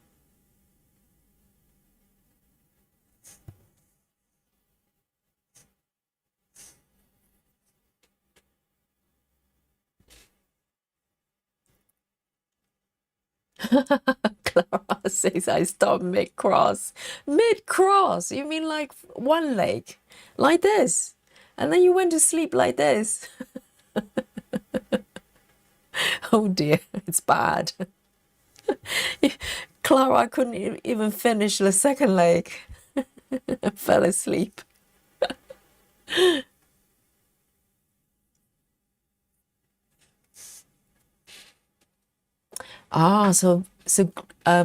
Gilmer Girl says, I do stitch at my desk mostly with my Lowry stand.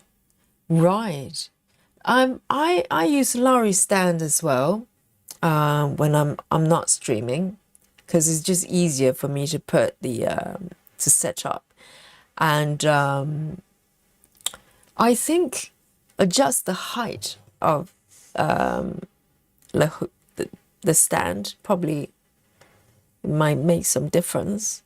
And also, you know, however you stitch, your arms and shoulders should be very relaxed.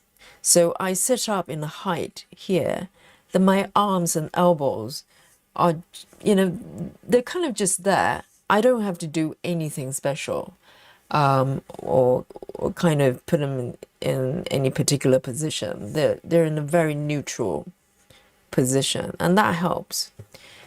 Because if you need to move your arms and you know, elbows in any particular way, and that's where the problem is going to be for shoulders and the back. And also make sure you have some I wanted to say back rest. That's probably not a good idea. I am resting on my, you know, the back of my chair right now, but it's very upright. So my back is quite straight, and that helps as well.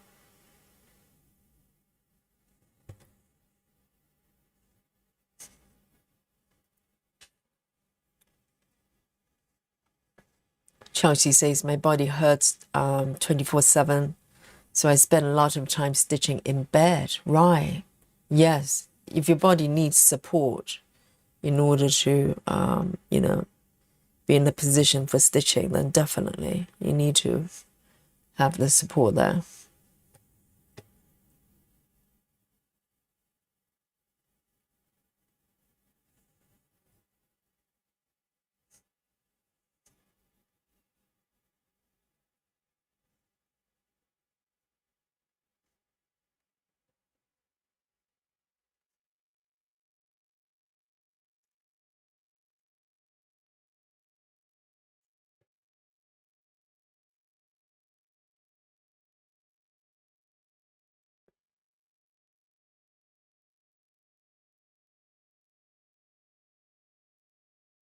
Oh, Clara says, Yogi, if patient is late, we lose our appointment. Right, so if you're running late, how late is late then? What's the grace period? So they don't give you a second chance. They don't just keep you waiting for a little bit.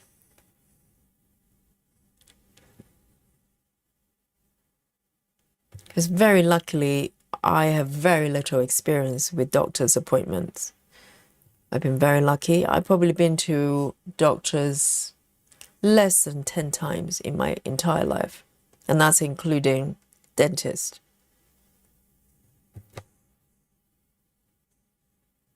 But of course, I shouldn't count on that. Knock on wood. Knock on wood.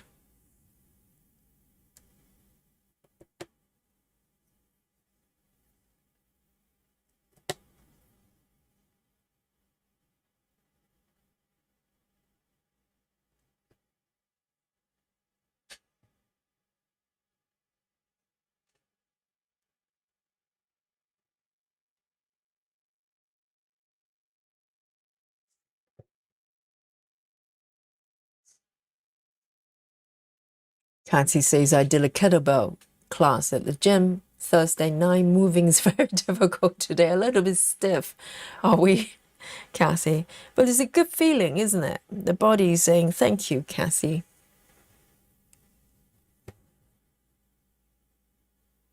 Kettlebells can be quite good.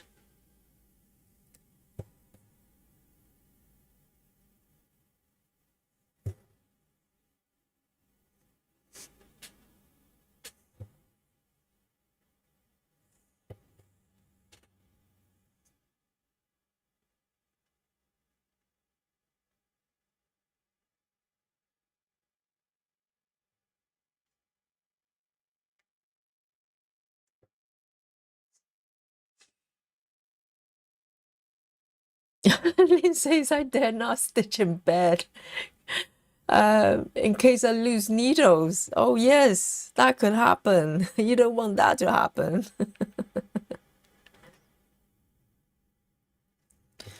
Yes, got to be careful. But luckily, we're not stitching with sharp needles, but still not ideal.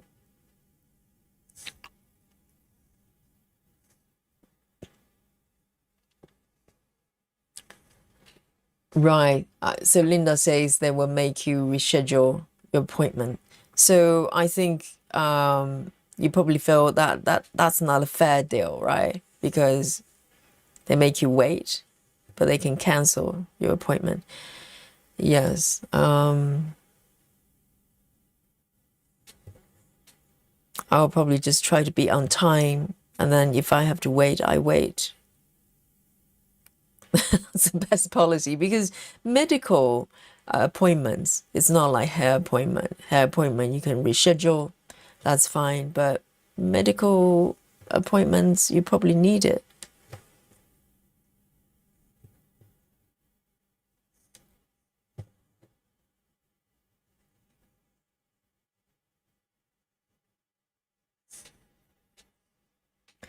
Sounds Stitching says I use the scroll frame, so on the couch, it's in the lap stand, but on table. The table, I support the weight on the table. Yes, I have been stitching on sofa as well, but nothing good ever came out of it. I just ended up with backaches and all sorts of things, neck ache. The sofa is probably not the best place to stitch. I know it sounds comfortable, doesn't it? But it's not great for your body.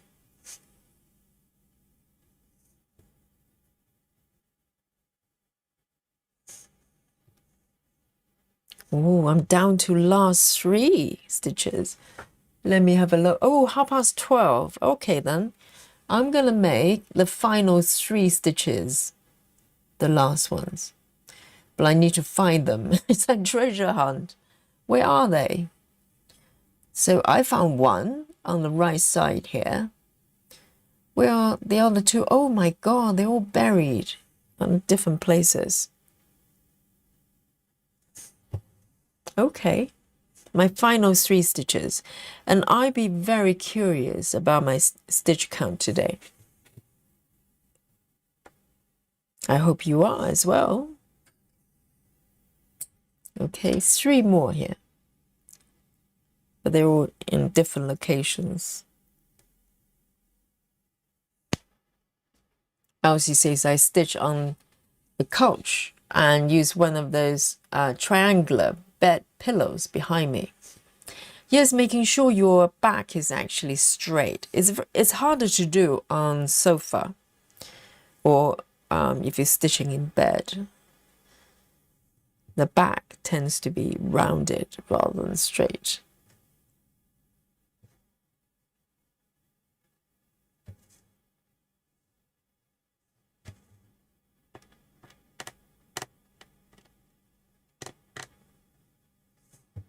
Okay, I found one. There are 2 more. Where are they?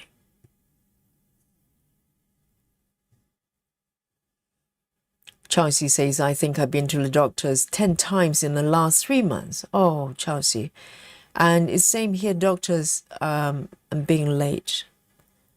Right. Because I think, the time seeing patients is it's not always predictable. And you don't want to time box it. You don't want the doctors to time box your appointment either. So I think it could potentially get stretched out. I can imagine that. I remember the last time I actually went to emergency. It's one of the 10 times I've been to doctors in my life, because I dislocated one of my toes on the right foot, the second one from the little toe. When I was doing ballet, and that I landed incorrectly because I had a new pair of ballet shoes, and they were too large, so the shoes weren't supporting my feet very well. So I landed incorrectly and ended up, let's say if there are 5 toes here, right? This one, the second one from the right, and this one just went like that, like the wrong way. Instead of having it flat like this, this joint just went upwards. It was quite weird to look at, but it didn't hurt for some reason, because it wasn't broken. It was dislocated, it turned out. And but I had to go to I think it was a Saturday as well, and I had to go to the emergency and just sit there because it wasn't urgent. So obviously, I wasn't on top of the list, and I had to wait. I think I waited for about 5 hours, just sitting there. But my right toe, my right foot, slowly started to swell up. So it started to, get a little bit painful there. But I had to wait for about five hours before being seen. And the treatment actually only took about 3 minutes. The doctor was so good. He just had to look at my toe and go, okay, I'm going to do this, and it might hurt a little bit, so take a breath. And before I even, finished my breath, it was done. He just went over and kind of just readjusted it. And it just popped back to the correct location.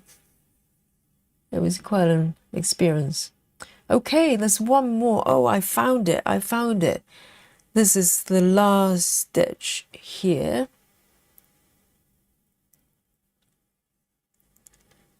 Right here. Where am I exactly? Seriously. Oh, here. Is it? 1, 2, 3. Yes, it's up there. Just one little stitch. This is my last stitch today, okay? Enjoy. Do not fall asleep. I'll try to finish both legs. Zoom in. Final. Countdown. 1. Just one stitch here.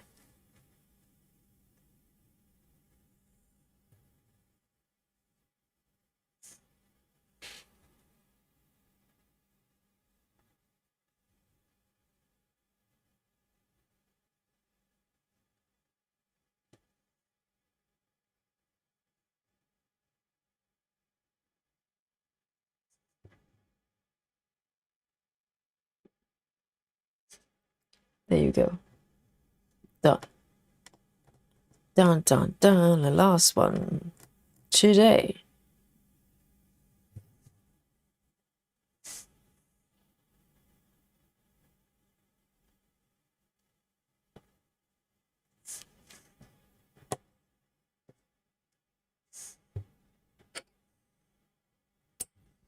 Beautiful.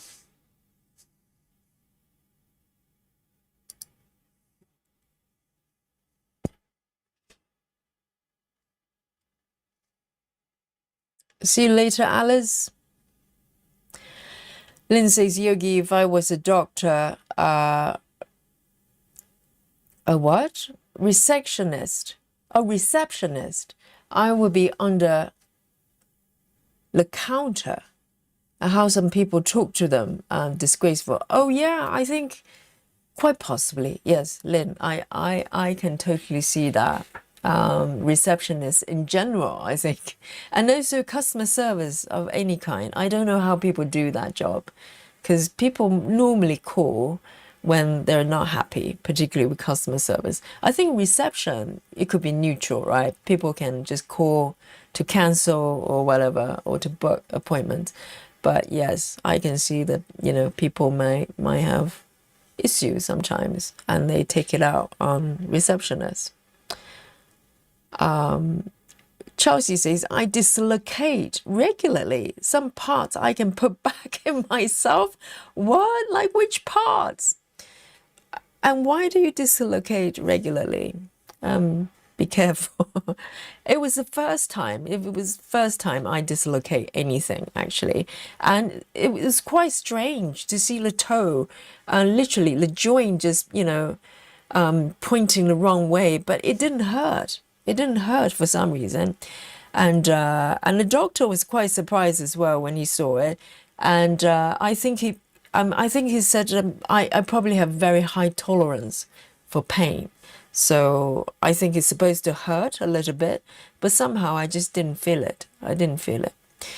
Right, guys, look at this. Oh, beautiful. Let me zoom out a little bit for you so you can appreciate what's happening on my fabric here. Here's my rocking horse, the center of this piece here. And look at this. Now you can kind of see what's happening here. It's taking shape, isn't it? And it's very close, isn't it?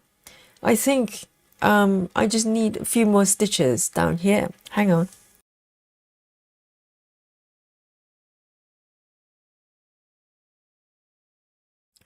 Oh, sorry.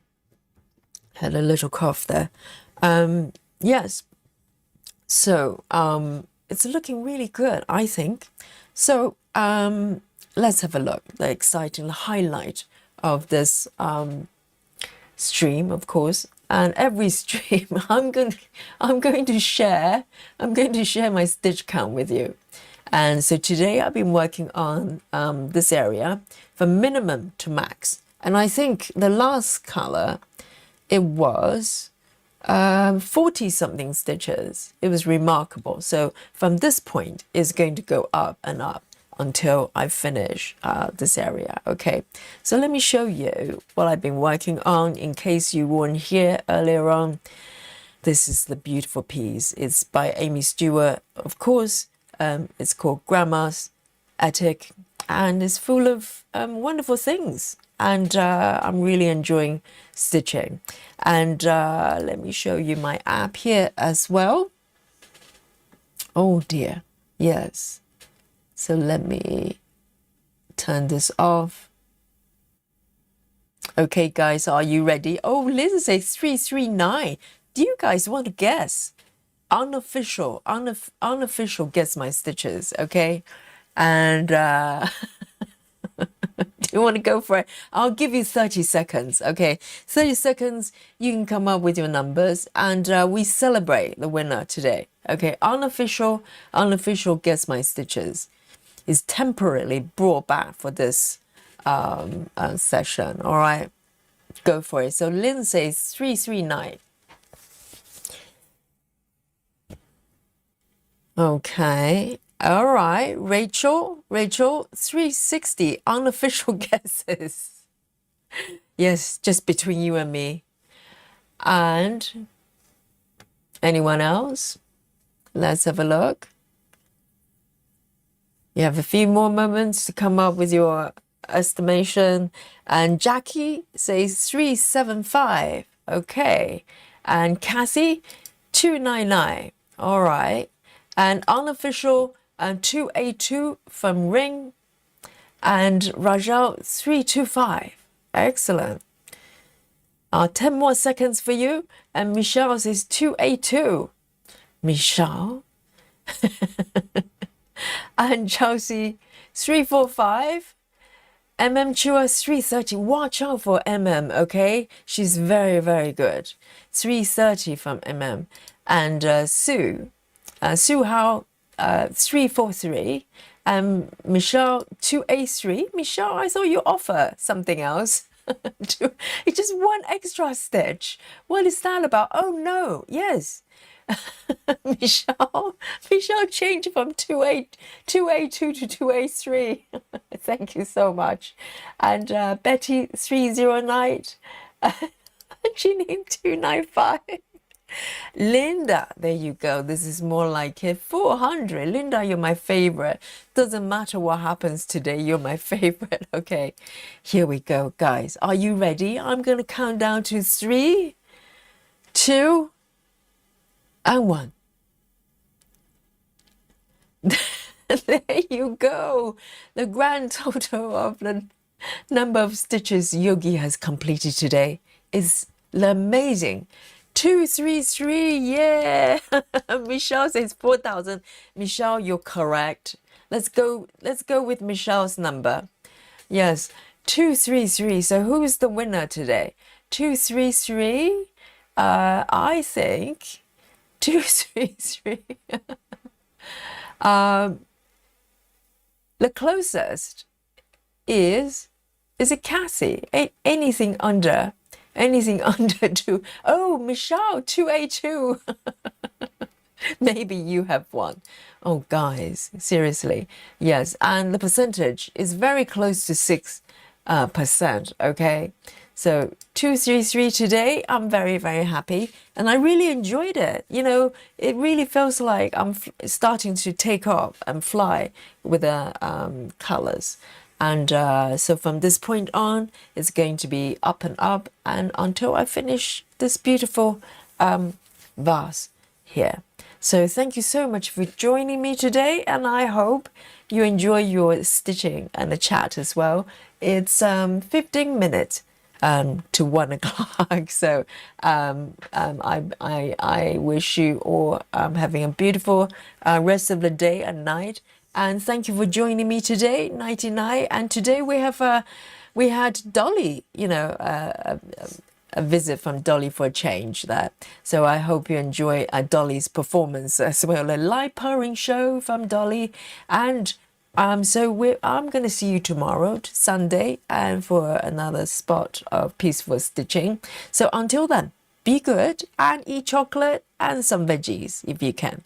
So 99. Night night, everyone. Love you all. Bye bye. And give it a like. Give it a like. Yes. Before you go to bed, before you fall asleep, give it a like. So see you tomorrow. Bye.